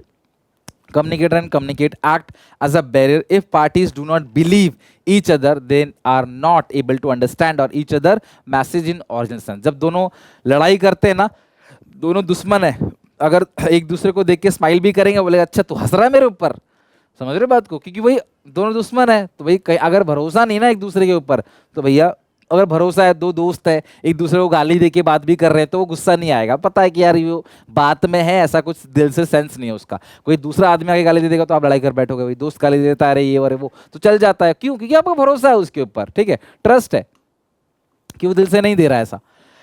company में खुद की कमी, कंपनी की पॉलिसी ही ऐसी नहीं है कि आप फ्री फ्लो कर सको। अब गूगल पे, यूट्यूब पे अगर आपको कुछ बात करनी हो तो भैया एक दिन का वेट करना पड़ेगा, आराम से कॉल घुमा के बात नहीं कर सकते।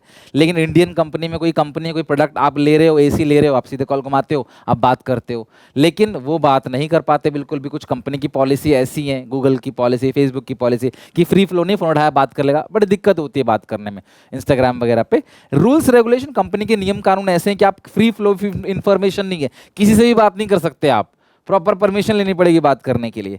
स्टेटस डिफरेंस, बड़ा आदमी छोटे आदमी से बात ही नहीं करता, बड़े आदमी का फोन हमेशा छोटे आदमी के लिए बिजी रहेगा, लेकिन बड़े आदमी का फोन उससे बड़े आदमी के लिए हमेशा फ्री रहेगा। तुम पूछो भाई तू बहुत ज्यादा बिजी हूँ यार, बिजी, वो बिजी तुम्हारे लिए है, अपने बॉस के लिए कभी बिजी नहीं है वो। तो कई बार स्टेटस की वजह से इंसान बात नहीं करता। कॉम्प्लेक्स ऑर्गेनाइजेशन में क्या होता है, जब कई सारे लेवल होते हैं और उन लेवल से मैसेज आता है तो कई बार ऐसा हो सकता है कि मैसेज का गलत इंपैक्ट आए, या नीचे वाला शिकायत कर रहा है और 2-4 लेवल से ऊपर शिकायत गई है उसकी, तो सबसे टॉप वाला शायद उसकी शिकायत को प्रॉपर समझ ना पाए, तो ये ऑर्गेनाइजेशन बैरियर।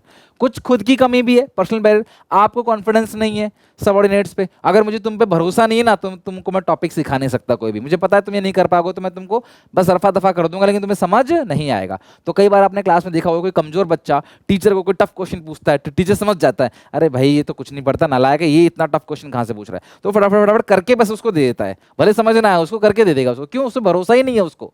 तो अगर आपको भरोसा नहीं है ना तो समझ कुछ नहीं आएगा। लैक ऑफ इंसेंटिव, अगर आप किसी से इंसेंटिव मांगते हो, भैया मुझे सलाह दो, सजेशन दो, उसे कुछ रिवॉर्ड नहीं दे रहे, तो वो क्यों तुम्हें सलाह देगा, तो ये पर्सनल बैरियर है। अगर मैं आज बच्चों से बोलता हूँ भैया मुझे बताओ कि यार मुझे क्या क्या इंप्रूवमेंट करना है, अगर मैं उनको कुछ रिवॉर्ड दूंगा ना तो वो अच्छे से बताएंगे भी, दिल से बताएंगे भी, और नहीं तो फिर वो बताएंगे नहीं, इतना इंटरेस्ट नहीं लेंगे। तो लैक ऑफ इंसेंटिव से भी एक तरीके का बैरियर आता है। फियर ऑफ अथॉरिटी, अगर सुपीरियर जो है इस बात से डरता है कि भैया उसकी अथॉरिटी कहीं खत्म ना हो जाए इस बात को करने से, मतलब कई बार क्या होता है कि बड़े लोग गलती भी करते तो मानते नहीं है कि कहीं वो नीचे ना हो जाए, कहीं तुम्हारे खिलाफ जो डर है तुम्हारे मन में उनके लिए वो खत्म ना हो जाए। सो वो किसके अंदर आता है, फियर ऑफ अथॉरिटी के अंदर। अगला अनविलिंगनेस टू कम्युनिकेट, तुम्हारा भैया तुम्हारे बिजनेस स्टडीज वाली जो मैडम है वो पढ़ाना ही नहीं चाहती, फिर भी तुम जा जाके पूछ रहे हो मैम इसका क्या मतलब होगा, ऐसे क्या मतलब होगा, मैम तुम्हें बताएंगे, तुम्हें कुछ समझ नहीं आया, क्यों, वो बात ही नहीं करना चाहती, वो आज मूड में ही नहीं है, और तुम उनसे पूछे जा रहे हो, तो वो कहाँ से बताएंगे, खुद सोचो। तो ये अनविलिंगनेस टू कम्युनिकेट, जहाँ पे सुपीरियर बात नहीं करना चाहता या सबऑर्डिनेट बात नहीं करना चाहता, तो भैया उस सिचुएशन में कोई कॉमन वहाँ पे सॉल्यूशन नहीं निकलेगा। अब सर उस कम्युनिकेशन को इंप्रूव कैसे करें? प्रॉपर मायने में कम्युनिकेशन का मतलब होता है कॉमन अंडरस्टैंडिंग बिटवीन टू। मैंने जो तुमको बोला तुमने उसी चीज को उसी तरीके से समझा, दिस इज कॉल्ड कम्युनिकेशन। और बैरियर आ गया तो बैरियर टू इफेक्टिव कम्युनिकेशन। तो अच्छा कम्युनिकेशन कैसे बनाए, कम्युनिकेशन को बेहतर कैसे करें? तो सबसे पहला है clarify the idea before communicating.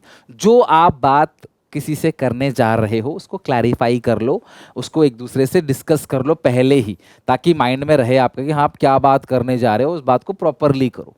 अगला क्या है, communication according to the need of receiver. जैसे रिसीवर है उसके अकॉर्डिंग आप कम्युनिकेट करो। जो रिसीवर है ना उसके, रिसीवर अगर पढ़े लिखे नहीं है, कुछ लोग होते हैं जो आप हिंदी में बात कर रहे हो आपसे इंग्लिश में बात करेंगे। अरे भैया जो इंग्लिश में बात करता है तुम उनसे तो बात कर नहीं पाते, जो हिंदी में बात करते तुम उनसे इंग्लिश में बात कर रहे हो। भैया रिसीवर के अकॉर्डिंग, मैं जिस लोगों से बात कर रहा हूँ मैं उनके अकॉर्डिंग उनसे बात करूंगा। मोदी जी जहां जाते हैं वहीं की वेशभूषा बना लेते हैं, पंजाब जाएंगे पगड़ी बांध लेंगे, है ना, जिस स्टेट में जाएंगे ना उस स्टेट की वेशभूषा बना लेंगे और उनके अकॉर्डिंग बात करेंगे, तभी मोदी जी को लोग समझते हैं, सुनते हैं।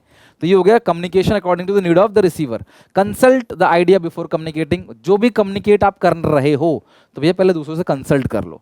अब ये आप लोग दोस्तों के लिए नहीं है, दोस्त लोग किसी से नहीं पूछते। आप किसी कंपनी में जा रहे हो, वर्कर से मीट कर रहे हो, वर्कर से बात कर रहे हो, तो जो भी बात करने वाले हो वो पहले किसी और से बात कर लो वैसे ही, ताकि वो बता दे तुम्हें भाई तुम गलत बोल रहे हो, लोग ऐसा समझेंगे, इसका ये मतलब निकलेगा। Proper language, proper tone, proper content जो है वो यूज करो और प्रॉपर फीडबैक लो। वर्कर से फीडबैक जरूर लेना है कि भैया समझ आया कि नहीं आया। अगला कम्युनिकेशन, आप जो भी चीज कम्युनिकेशन कर रहे हो उसका इंपैक्ट क्या होगा प्रेजेंट में और फ्यूचर में, उसका क्या इंपैक्ट होगा ये भी आप बात करके चलो। कई बार ऐसा होता है प्रेजेंट का जो इंपैक्ट है वो लोग गलत समझ रहे होते हैं, लेकिन जब फ्यूचर के इंपैक्ट की बात करते हो तो लोग समझ जाते हैं, अच्छा यार सर ऐसा कहना चाह रहे हैं, ये इंसान ऐसा कहना चाह रहा है। बी अ गुड लिसनर, हमेशा ध्यान रखना क्लास, गुड लिसनर का मतलब क्या है, sender must be listen to receive words, alternatively on the other hand receiver must also listen with due attention. तो यार आप पहले सुनो, जो इंसान आपको जो चीज बोल रहा है पहले उसकी बात को पूरी सुनो फिर रिवर्ट करो। और लास्ट है ओपन माइंड, यानी कि नए नए चेंजेस को कंसिडर करने के लिए ओपन रहो। ये नहीं कि जो हमने बोल दिया वही है, जो मैंने बोल दिया वही है। Be the parties of communication must have open mind that is ready to consider new ideas. New ideas को कंसिडर करने में, नई चीजों को सुनने में आप ना बिलीव रखो, ओपन माइंड रखो कि यार ठीक है ये जो बंदा बोल रहा है मैं एक बार सुनता हूँ इसको, मे बी ये कोई अच्छा आइडिया दे दे, ठीक है। तो ओपन माइंड मतलब नए नए आइडियाज को भी आप कंसिडर करो। सो इन सारी चीजों को अगर आप फॉलो करोगे तो आपका कम्युनिकेशन इंप्रूव हो जाएगा। कंट्रोलिंग का मतलब क्या है, 5 फंक्शंस हैं मैनेजमेंट के, planning, organising, staffing, directing, controlling. Planning के अंदर आप प्लान बनाते हो, पूरा का पूरा रोड मैप आपने बनाया, भाई ये हमारा गोल है, इसको ऐसे अचीव करना है, ये ऑल्टरनेटिव्स हैं, ये आपने पूरा का पूरा किसी ऑल्टरनेटिव को सिलेक्ट किया, प्लान को इंप्लीमेंट किया, फॉलो अप किया, सब कुछ कर दिया आपने प्लानिंग के अंदर। फिर ऑर्गेनाइजिंग हुआ, स्टाफिंग हुआ, डायरेक्टिंग हुआ, लास्ट में कंट्रोलिंग का मतलब क्या है, आपको चेक करना है। C for controlling, C for comparison. Controlling के अंदर हम क्या करते हैं, C for controlling, C for comparison. Comparison करेंगे किसके बीच में, एक्चुअल जो हमारा आउटपुट बना वो और हमारा प्लान आउटपुट है वो, इनके बीच में कंपेयर करेंगे। अच्छा सोचा कितना आउटपुट बनाने का था, हमारा टारगेट क्या था प्लानिंग में, एक्चुअली में हम कहां पर पहुंचे हैं, देखेंगे कोई डेविएशन तो नहीं है। डेविएशन मतलब सिंपल, कोई अंतर तो नहीं है, कोई डिफरेंस तो नहीं है। अगर है तो उसको क्या करेंगे, करेक्ट करेंगे, ताकि फ्यूचर में वो प्रॉब्लम रिपीट ना हो और फ्यूचर में हमारा जो गोल है अचीव हो सके। सिंपल सीधा एग्जांपल, मैंने टारगेट बनाया है कि मैं अपने प्री बोर्ड में 95% स्कोर करूंगा, उस हिसाब से मैं अपनी मेहनत कर रहा हूं, सब कुछ कर रहा हूं, किताबें खरीदी, ट्यूशन लगवाया। फिर जब प्री बोर्ड हुआ मेरे आए 90%, तो मैं देखूंगा कहां कमी रह गई, ठीक है, मैं देखूंगा कहां कमी रह गई, 5% की कमी कहां रह गई, तो भैया इसको मैं ठीक करूंगा ताकि मेरे फाइनल बोर्ड्स में ऐसी मिस्टेक्स ना हो। और अगर मान लो मेरे प्री बोर्ड में 95 की जगह 97, 90 की जगह 97% आ गए, तो मैं सोचूंगा भैया मैं तो प्लान ही गलत बना रहा था, मेरे को 100% का टारगेट बनाना चाहिए, 97 तो मैं इजीली लेके आ रहा हूं, तो मैं अगले बार 100 आउट ऑफ 100 स्कोर करने की कोशिश करूंगा। सो कंट्रोलिंग का सिंपल सा मतलब है, controlling function can be define as comparison of actual performance with plan performance. जो हम आज खड़े हैं, एक्चुअल आउटपुट जो हमारी है, हमें इसे अपने जो पहले सोचा था प्लान परफॉर्मेंस उससे कंपैरिजन करना है। क्या कंट्रोलिंग का मतलब सिर्फ कंपैरिजन करना होता है? C for controlling, C for comparison? No, comparison करेंगे, देन अगर कोई डिफरेंस हमें मिलता है तो उस डिफरेंस का रीजन फाइंड आउट करेंगे और उसको ठीक भी करेंगे। तो कंट्रोलिंग में कंपैरिजन करना है, डिफरेंस फाइंड आउट करना है, डिफरेंस का क्या रीजन है उसको ठीक करेंगे, जड़ से, रूट से ठीक करेंगे, ताकि फ्यूचर में वो डिफरेंस रिपीट ना हो और फ्यूचर में अपने गोल्स हम अचीव कर सके। That is whole called controlling. अच्छा, अब सर क्वेश्चन आता है, पहचानो ये कौन सा फंक्शन ऑफ मैनेजमेंट है। तो यार कैसे पहचाने ये कंट्रोलिंग है? जहां पर, ध्यान समझना, जहां पर एक्चुअल परफॉर्मेंस को प्लान परफॉर्मेंस से कंपैरिजन करने की बात की जा रही हो, जहां पे कोई गलती है उसको ठीक करने की बात की जा रही हो, और जो सबसे ज्यादा इंपॉर्टेंट है, ध्यान से सुनना, क्वेश्चन बोलेगा कि कंपनी अच्छे से अपना काम कर रही थी लेकिन धीरे धीरे उनकी सेल्स डाउन हो गई, कंपनी में चोरी होने लगा, नुकसान होने लगा, तो फिर किसी को अपॉइंट किया कि भाई तुम देखो कि ये प्रॉब्लम क्यों आ रही है, ये चोरी क्यों हो रही है, नुकसान क्यों हो रहा है। तो वो फिर क्या करेगा, उसको देखेगा भाई क्या प्रॉब्लम है, फिर उसको पकड़ेगा, उसको जेल में डालेगा, जो गलती कर रहा था, जो एंट्री छुपा रहा था, जो चोरी कर रहा था, जो भी मिसमैनेजमेंट कर रहा था, उसको पकड़ के उसको जेल में डाला जाएगा, उसको निकाला जाएगा। तो ये ऐसी स्टोरी, इससे मिलती जुलती स्टोरी जो भी आपको मिले, समझ जाना वो कंट्रोलिंग है। तो ये कंट्रोलिंग में हम क्या करते हैं, सुपरविजन करते हैं, कहां मिस्टेक्स हो रही हैं, क्यों मिस्टेक्स हो रही हैं, फिर उनको ठीक करते हैं। That is called controlling, right. तो कंट्रोलिंग में क्या करते हैं हम लोग, देखेंगे भाई कमी क्यों हो रही है, आउटपुट क्यों गिरा, सेल्स क्यों गिरा, टर्नओवर क्यों डाउन हुआ, हमारा प्रॉफिट क्यों गिरा, देखेंगे भाई कहां गलती हो रही है, कहां गलती हो रही है, चेक रखेंगे सबके ऊपर और फिर पकड़ के उसको ठीक करेंगे। ऐसी चीज जहां मिल जाए समझ जाना कंट्रोलिंग है। Ensure work as per plan, यानी जो प्लान आपने किया था उसके अकॉर्डिंग काम किया जाता है। Complete event to confirm the plan, यानी कि प्लान को कन्फर्म, जो भी आपने प्लान किया है उसको पूरा करेंगे। Actual output not as per the target due to lack of controlling, controlling की कमी अगर होगी ना तो एक्चुअल आउटपुट मैच नहीं होगा टारगेट आउटपुट से। Comparison between actual performance and standard performance, इसको बोलते हैं कंट्रोलिंग। जहां पे आएगा कीवर्ड आप समझ जाओगे। अब ये लाइन आ जाती है एक एक नंबर में कि भाई बताओ ये कौन सा फंक्शन ऑफ मैनेजमेंट की बात कर रहा है। तो एनसीईआरटी क्या कहता है, in order to seek plan result from the subordinate a manager need to exercise effective control over the activity of subordinate. Control का मतलब नजर रखना, जैसे कहते हैं ना भाई इस पेरेंट का तो इस बच्चे पे कंट्रोल नहीं है, इस टीचर का क्लास पे कोई कंट्रोल नहीं है, यानी कि कुछ भी हो रहा है फिर तो, और कंट्रोल रहेगा तो क्या होगा, सब कुछ सिस्टमैटिक तरीके से चलेगा। तो वही कह रहा है कि in order to seek plan result, अगर आपने जो प्लान किया था उस रिजल्ट को अचीव करना चाहते हो, सबऑर्डिनेट और manager need to exercise effective control over the activity of subordinate. तो सुपीरियर को सबऑर्डिनेट की एक्टिविटी पे पूरा कंट्रोल रखना पड़ेगा, right. Controlling means ensuring the activity in the organisation are perform as per the plan, बताई दी मैंने कीवर्ड्स के अंदर, प्लान के अकॉर्डिंग होना चाहिए। Controlling also ensure that the organisation's resources are being used efficiently and effectively for the achievement of predetermined goal, goal को achieve करने के लिए रिसोर्सेज को इफेक्टिवली यानी कि टाइम के अंदर और लो कॉस्ट में हम लोग काम करेंगे। आगे in it is a primary function of every manager. अब यहाँ पे बच्चे कंफ्यूज हो जाते हैं, वो बोलते हैं सर इसका आंसर प्लानिंग होगा। भैया क्या ये लाइन ये ऐसा कहता है it is the primary function of management, क्या ये लिखा हुआ है कि मैनेजमेंट का प्राइमरी फंक्शन है या मैनेजर का है? देखो यार, कंट्रोलिंग जो है ना वो प्राइमरी फंक्शन है ऑफ एवरी मैनेजर। कोई भी मैनेजर हो, आपने जो भी काम किया है उसको एक्चुअल परफॉर्मेंस से कंपेयर करो, मतलब उसको प्लान परफॉर्मेंस से कंपेयर करो, डेविएशन ढूंढो, ठीक करो। मैनेजर का है तो ये स्टेटमेंट ट्रू है, बच्चे इसको गलत स्टेटमेंट बोल देते, रॉन्ग स्टेटमेंट है। सीबीएसई के सैंपल पेपर में अगर क्वेश्चन आया हुआ था, it is a primary function of every manager, हर मैनेजर का प्राइमरी फंक्शन है। Managers at all level of management top middle and lower need to perform the controlling function. हर कोई कंट्रोलिंग फंक्शन परफॉर्म करता है, सिमिलर टू प्लानिंग। प्लानिंग भी हर कोई perform करता है, कंट्रोलिंग भी हर कोई परफॉर्म करता है, बस प्लानिंग का ज्यादा जोर किस पे रहता है, टॉप लेवल मैनेजर्स पे। तो ये है एनसीईआरटी कीवर्ड। जब मैं तुमको इस लेवल की प्रिपरेशन करा रहा हूं तो नंबर कहीं नहीं कटेंगे, अच्छे से पूरा रिवीजन होगा। खाना पूर्ति नहीं है, 5 से 10 मिनट का रिवीजन नहीं है, प्रॉपर तरीके से रिवीजन कराऊंगा सारे कीवर्ड्स को उठाकर और इफेक्टिव तरीके से। कंट्रोलिंग के दो एस्पेक्ट है, ध्यान समझना। There are two aspects of controlling. सबसे पहला स्ट्रेटेजिक कंट्रोल, दूसरा है ऑपरेशनल कंट्रोल। ध्यान समझना, स्ट्रेटेजिक कंट्रोल क्या होता है, it refers to check how effective strategies and plans are because sometime there can be deviation is the reason of such plan and strategic. Let's assume output है 100 unit, actual output 200। अगर आपने plan किया था 100 unit का और आपका output आ गया 200 unit, भाई ऐसा क्यों?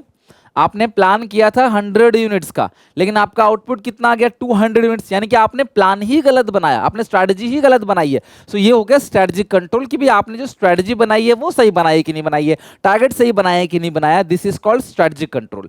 Second is operational control. Operational control मतलब जो मैनेजर्स काम कर रहे हैं उनके ऊपर नजर रखना, इंटरनल चेक रखना अपनी कंपनी के मैनेजर्स के ऊपर कि वो काम सही से कर रहे हैं कि नहीं कर रहे, right. It refers to focus on the managerial and other activity of the organisation.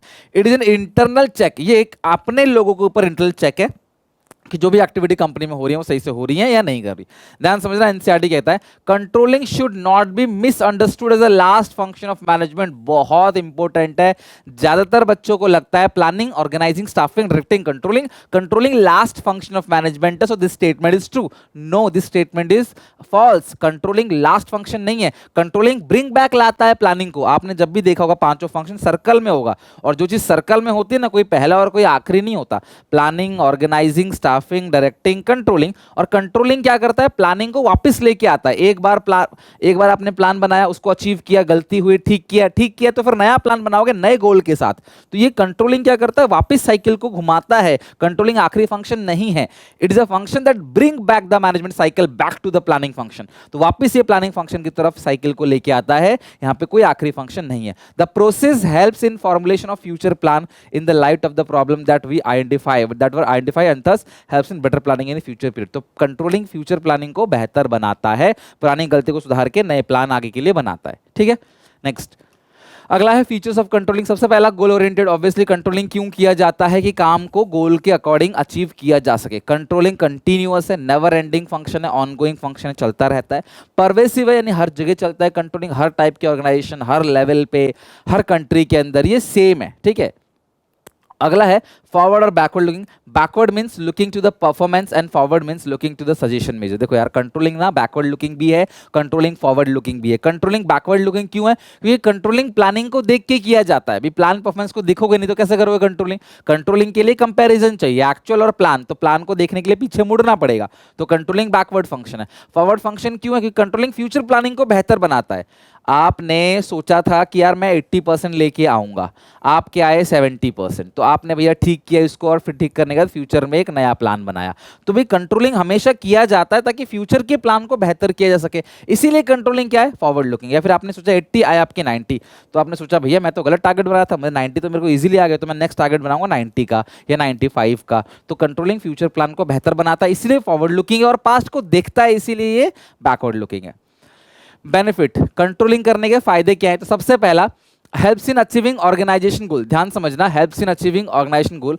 Obviously controlling करते हो तो आप गलतियों को सुधार रहे हो, फ्यूचर प्लान को बेटर कर रहे हो, तो कहीं ना कहीं गोल्स को आसानी से अचीव कर पाओगे। अगर मान लो सारे एम्प्लॉयज के ऊपर सीसीटीवी कैमरा लगा दिया गया, हम सब एम्प्लॉय को देख रहे हैं कि सब सही से काम कर रहे हैं कि नहीं कर रहे हैं, तो वो सही से काम करेंगे, गलतियां होंगी, हम उनकी गलतियों को सुधारेंगे। So this is called, it helps in achieving organisation goal. Through strategic control, strategic control के थ्रू हम अपने जो स्टैंडर्ड्स है उनको भी देखते हैं कि हमारे स्टैंडर्ड सही बने हैं कि नहीं बने, हमने जो टारगेट बनाया है वो सही बनाया है कि नहीं बनाया। Making efficient use of resources. Obviously traffic signal control की तरह ये गाइड करता है ऑर्गेनाइजेशन को, तो उनको राइट ट्रैक पर रहने के लिए, कोई गलती तो नहीं कर रहे, उन गलती को सुधारा जाता है। Every activity is perform according to the pre determined standard, as a result there is most effective use of resources. तो रिसोर्सेज को भी वेस्टेज नहीं करते। तो ये पहला पॉइंट है, ये तीसरा पॉइंट है, ये आप कहीं भी किसी के भी इंपोर्टेंस में यूज कर सकते हो, मैंने आपको हर चैप्टर में बताया। ठीक है, improvement in performance. Obviously controlling function employees को कंटिन्यूअसली चेक रखा जाता है उनकी एक्टिविटीज के ऊपर, ताकि वो गलतियां ना करे, और करे भी तो उन गलती को सुधारा जाए। इससे ऑर्गेनाइजेशन गोल तो अचीव हो गई होगा, साथ में जो परफॉर्मेंस है एम्प्लॉयज की वो भी बेहतर होगी। एम्प्लॉयज मोटिवेशन, एक इफेक्टिव कंट्रोल सिस्टम ना एम्प्लॉयज को मोटिवेट करता है अपनी बेस्ट एबिलिटी से परफॉर्म करने के लिए। आप पढ़ रहे हो, आपको टीचर कंटिन्यूअसली गाइडेंस दे, आपको समझा, आपके मिस्टेक को सुधारे, तो आप मोटिवेट होगे ना बेटर परफॉर्म करने के लिए और अच्छे नंबर लाने के लिए। तो कंट्रोलिंग भी एम्प्लॉयज को मोटिवेट करता है। An effective control system communicate the goal and standard of appraisal to subordinate in well advance. A good control system also guide employees to come out their problems. और controlling error को भी कम से कम करेगा। तो obviously छोटे छोटे जो errors हैं वो सीरियसली अफेक्ट नहीं करते ऑर्गेनाइजेशन में, लेकिन अगर ये छोटे छोटे एरर्स कंटिन्यूसली होते जाए, बार बार रिपीट होते जाएं, तो एक सीरियस मैटर हो सकता है। तो कंट्रोलिंग में मॉनिटर रखा जाता है, मॉनिटरिंग की जाती है, एम्प्लॉयज के ऊपर ना नजर रखा जाता है कि वो क्या कर रहे हैं क्या नहीं कर रहे। दैट्स वाई क्लास कंट्रोलिंग में क्या करते हैं, एरर को मिनिमाइज करते हैं, गलतियों को डिटेक्ट किया जाता है, प्राइमरी लेवल पे उसको ठीक किया जाता है ताकि आगे वो गलती कोई बड़ा रूप ना ले ले। इंश्योर ऑर्डर एंड डिसिप्लिन, ध्यान समझना, controlling creates an atmosphere of order and discipline in the organisation, it helps to minimise dishonest behaviour, ये कीवर्ड है यहां ध्यान रखना, डिसऑनेस्ट बिहेवियर, बेईमानी वाला जो बिहेवियर है ना उसको क्या करता है, ये मिनिमाइज करता है on the part of the employees by keeping a close check on their activity. तो एम्प्लॉयज के ऊपर नजर रखा जाएगा ना तो वो गलती नहीं करेंगे, बेईमानी जो है वो नहीं करेंगे। तो ये जो वर्ड है ना डिसऑनेस्ट बिहेवियर वाला, ये कई बार पूछा जा चुका है, ये कौन सा इंपॉर्टेंस है, कौन सा बेनिफिट है, इंश्योर ऑर्डर एंड डिसिप्लिन।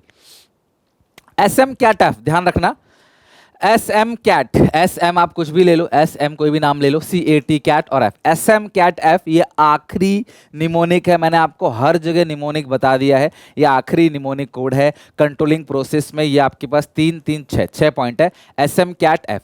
तो एस फॉर क्या है, setting up of target, setting up of objective, भैया सबसे पहले अपने टारगेट को सेट करना है, कंट्रोलिंग प्रोसेस में सबसे पहला काम है टारगेट को सेट करना, और टारगेट क्वांटिटेटिव और क्वालिटेटिव भी हो सकते हैं, लेकिन क्वांटिटेटिव में मेजर करना आसान हो जाता है। It is important that standard should be flexible, और स्टैंडर्ड फ्लेक्सिबल भी होने चाहिए enough to be modified whenever is required. ये ट्रू फॉल्स में पूछ लिया जाता है। स्टैंडर्ड जो है एक तो क्वालिटेटिव और क्वांटिटेटिव दोनों टर्म्स में हो सकते हैं, not only qualitative not only quantitative, और स्टैंडर्ड्स ऐसे होने चाहिए कि आप उसे बदल सको फ्यूचर में जब भी आपको जरूरत हो, टारगेट को आप चेंज कर सको। तो सबसे पहला setting up of target, target को सेट करना कि हमारा टारगेट क्या है, फिर हमें एक्चुअल परफॉर्मेंस को मेजर करना है कि हमारी जो एक्चुअल परफॉर्मेंस है क्या है।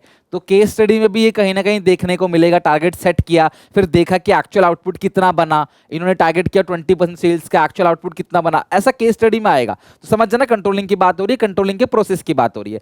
एक्चुअल परफॉर्मेंस को मेजर किया, फिर एक्चुअल परफॉर्मेंस को स्टैंडर्ड से, प्लान परफॉर्मेंस से कंपैरिजन करना, comparison of actual performance with the standard performance, और जो छोटा छोटा माइनर बहुत छोटा छोटा डिफरेंस उसे इग्नोर किया जा सकता है।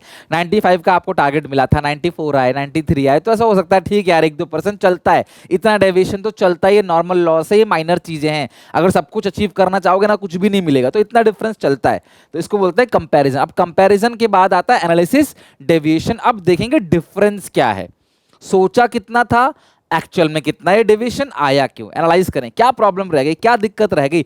अब ये डेविएशन जो आते हैं ना क्लास यहाँ पे, वो 2 अलग अलग टाइप में डेविएशंस आते हैं, पहला है सीपीसी, दूसरा है एमबीई, टिक कर लेना, दोनों ही इंपॉर्टेंट है। क्रिटिकल पॉइंट कंट्रोल और मैनेजमेंट बाय एक्सेप्शन, ठीक है, इसको हम लोग कंट्रोल बाय एक्सेप्शन भी कहते हैं, कंट्रोल बाय एक्सेप्शन, ठीक है, मैनेजमेंट एक्सेप्शन और कंट्रोल बाय एक्सेप्शन। अब ध्यान सुनना क्या है, इसके कीवर्ड्स ही बताऊंगा। क्रिटिकल पॉइंट कंट्रोल क्या है, it means keeping focus on some key area, KRS key areas activity जो भी है ना उस पर नजर रखना, and if there is any deviation in this key area it must be attend urgently. Key area are those which have impact on whole organisation. 2 रुपए से पोस्टल चार्जेस बढ़ गया, ठीक है, और 1 रुपए से आपकी प्रोडक्शन कॉस्ट बढ़ गई, तो which is more important, production cost is more important. कभी भी इंपोर्टेंट फैक्टर्स अमाउंट के हिसाब से नहीं देखे जाते, इंपोर्टेंट इवेंट्स इंपोर्टेंट ही रहते हैं, अमाउंट के हिसाब से वो कभी देखे नहीं जाते। जो पूरी कंपनी पे इंपैक्ट डाले, भैया पोस्टल चार्जेस तुम्हारे हाथ में नहीं है, प्रोडक्शन कॉस्ट तुम्हारे हाथ में, थोड़ा सा बढ़ेगा ना सारी चीजें की कीमत बढ़ जाएगी। अब पेट्रोल का प्राइस 1 रुपए से बढ़ता है तो क्यों हल्ला मच जाता है, 2 रुपए से बढ़ता है क्यों हल्ला मच जाता है, और गाड़ियों की कीमत 2-2 लाख से बढ़ जाती तब भी कोई हल्ला नहीं मचता, क्योंकि पेट्रोल नेसेसरी है, वो ज्यादा इंपॉर्टेंट है। की रीजन एरिया, पेट्रोल बढ़ेगा तो घर का राशन भी बढ़ जाएगा, हर चीजें A to Z, हर चीज देश के अंदर महंगी हो जाएगी अगर पेट्रोल डीजल महंगा हो गया तो। सो वो ज्यादा इंपॉर्टेंट है, वो की रिजल्ट एरिया है। तो क्रिटिकल पॉइंट कंट्रोल कहता है जो चीजें क्रिटिकल है, जो चीजें इंपॉर्टेंट है, भैया उसको तुरंत ठीक करो, बाकियों को ऐसा नहीं ठीक नहीं करना, बट उसको तुरंत अर्जेंट ठीक करो। सो सीपीसी के लिए कीवर्ड क्या है, giving more attention to the activity and department which are more important and critical, where non critical can be ignore. घर में पानी का एक टैप लीक हो रहा है और गैस का सिलेंडर लीक हो रहा है, तो बताओ किसको सबसे पहले जाके बंद करोगे? ऑब्वियसली क्लास, पानी भी वेस्ट नहीं करना चाहिए और गैस में जान जा सकती है, तो लेकिन पहले जान जहां जा सकती है। मान लो आप घर से नीचे चले गए, आपको चला कि यार लाइट का स्विच ऑन रह गया, ठीक है, और आप नीचे चले गए तो शायद आप ऊपर ना हो बंद करने के लिए 4-5 मंजिल से नीचे, लेकिन अगर गैस खुला छूट गया तो अगर आप 10 मंजिल नीचे भी तो भी भाग के आओगे, क्योंकि वो क्रिटिकल है, वो की रिजल्ट एरिया है। सो ये हो गया। अच्छा, एमबीई क्या कहता है? It means a manager who try to control everything may be end up by controlling nothing. जो सब कुछ हासिल करना चाहेगा ना, वो कुछ भी हासिल नहीं कर पाएगा। जो माँ बाप चाहते हैं हमारा बच्चा, आपके पास कई सारे ऐसे होंगे बच्चे दोस्त आपके जो बहुत ज्यादा बिगड़े हुए लेकिन माँ बाप की नजर में बहुत अच्छे हैं, समझ रहे हो बात? कब उनको वीडियो टैग मत कर देना। लेकिन होता क्या है कि कुछ कुछ ऐसे पेरेंट्स होते हैं जो चाहते हैं कि हमारा बच्चा सबसे अच्छा हर चीज में, पढ़ाई में भी, इसमें भी, उसमें भी। अब देखो, हर इंसान हर चीज में अच्छा नहीं होता है। तो जो सब कुछ कंट्रोल करना चाहेगा, मेरा बच्चा बाहर नहीं निकलेगा, मेरे कहने पे नहीं निकलेगा, ये फोन नहीं चलाएगा, ये वेबसाइट नहीं खोलेगा, ये नहीं करेगा, वो नहीं करेगा, वही बच्चे कभी कोई ज्यादा बिगड़े निकल जाते हैं। तो अगर आप सब कुछ कंट्रोल करना चाहोगे ना, कुछ भी कंट्रोल नहीं कर पाओगे, right? The deviation which are beyond to the specific range should be handled by the manager and small or minor deviation can be ignored। ये कहता है एक रेंज बना दो, इस रेंज के अंदर डेविएशन अलाउड है, इससे बाहर गया तो हम टॉप लेवल तक लेके जाएंगे आपकी शिकायत को। बट हाँ, इतना करोगे ना, छोटा मोटा चेंज है चलेगा। 10 क्वेश्चन दिए थे, 8 बना के लाओ कोई बात नहीं, 2 बना के लाओ तो प्रॉब्लम है ना, तो प्रिंसिपल के पास जाओगे। Manager should not waste time and energy in finding solution of minor deviation. छोटे मोटे डेविएशन के चक्कर में ना परेशान नहीं होना चाहिए। आप क्लास, आपको जो हाई डिग्री ऑफ डेविएशन है ना उस पर फोकस करना चाहिए। कुछ टीचर ऐसे होते हैं, मेरी क्लास में पिन ड्रॉप साइलेंस होना चाहिए, मतलब पिन भी नीचे गिरे तो आवाज आए, इतनी शांति होनी चाहिए। तो वो टीचर पढ़ा नहीं पाते, फिर वो क्लास को शांति कराते रह जाते हैं और वो परेशान होते हैं, एंड अप में कुछ नहीं पढ़ा पाते। छोटा मोटा कुछ बच्चे तो बात करेंगे, शरारती बच्चे होते हैं इस एज में, आपको उसको इग्नोर करके क्लास को पढ़ाई के माहौल में ढालना चाहिए, ताकि जो नहीं भी पढ़ रहा वो भी देखा सब पढ़ रहे हैं भाई, तो मैं भी पढ़ने लग जाऊं। सिर्फ शांत कराने के पीछे रह जाओगे, डिसिप्लिन बनाने के चक्कर में रह जाओगे तो कुछ भी काम नहीं हो पाएगा, राइट?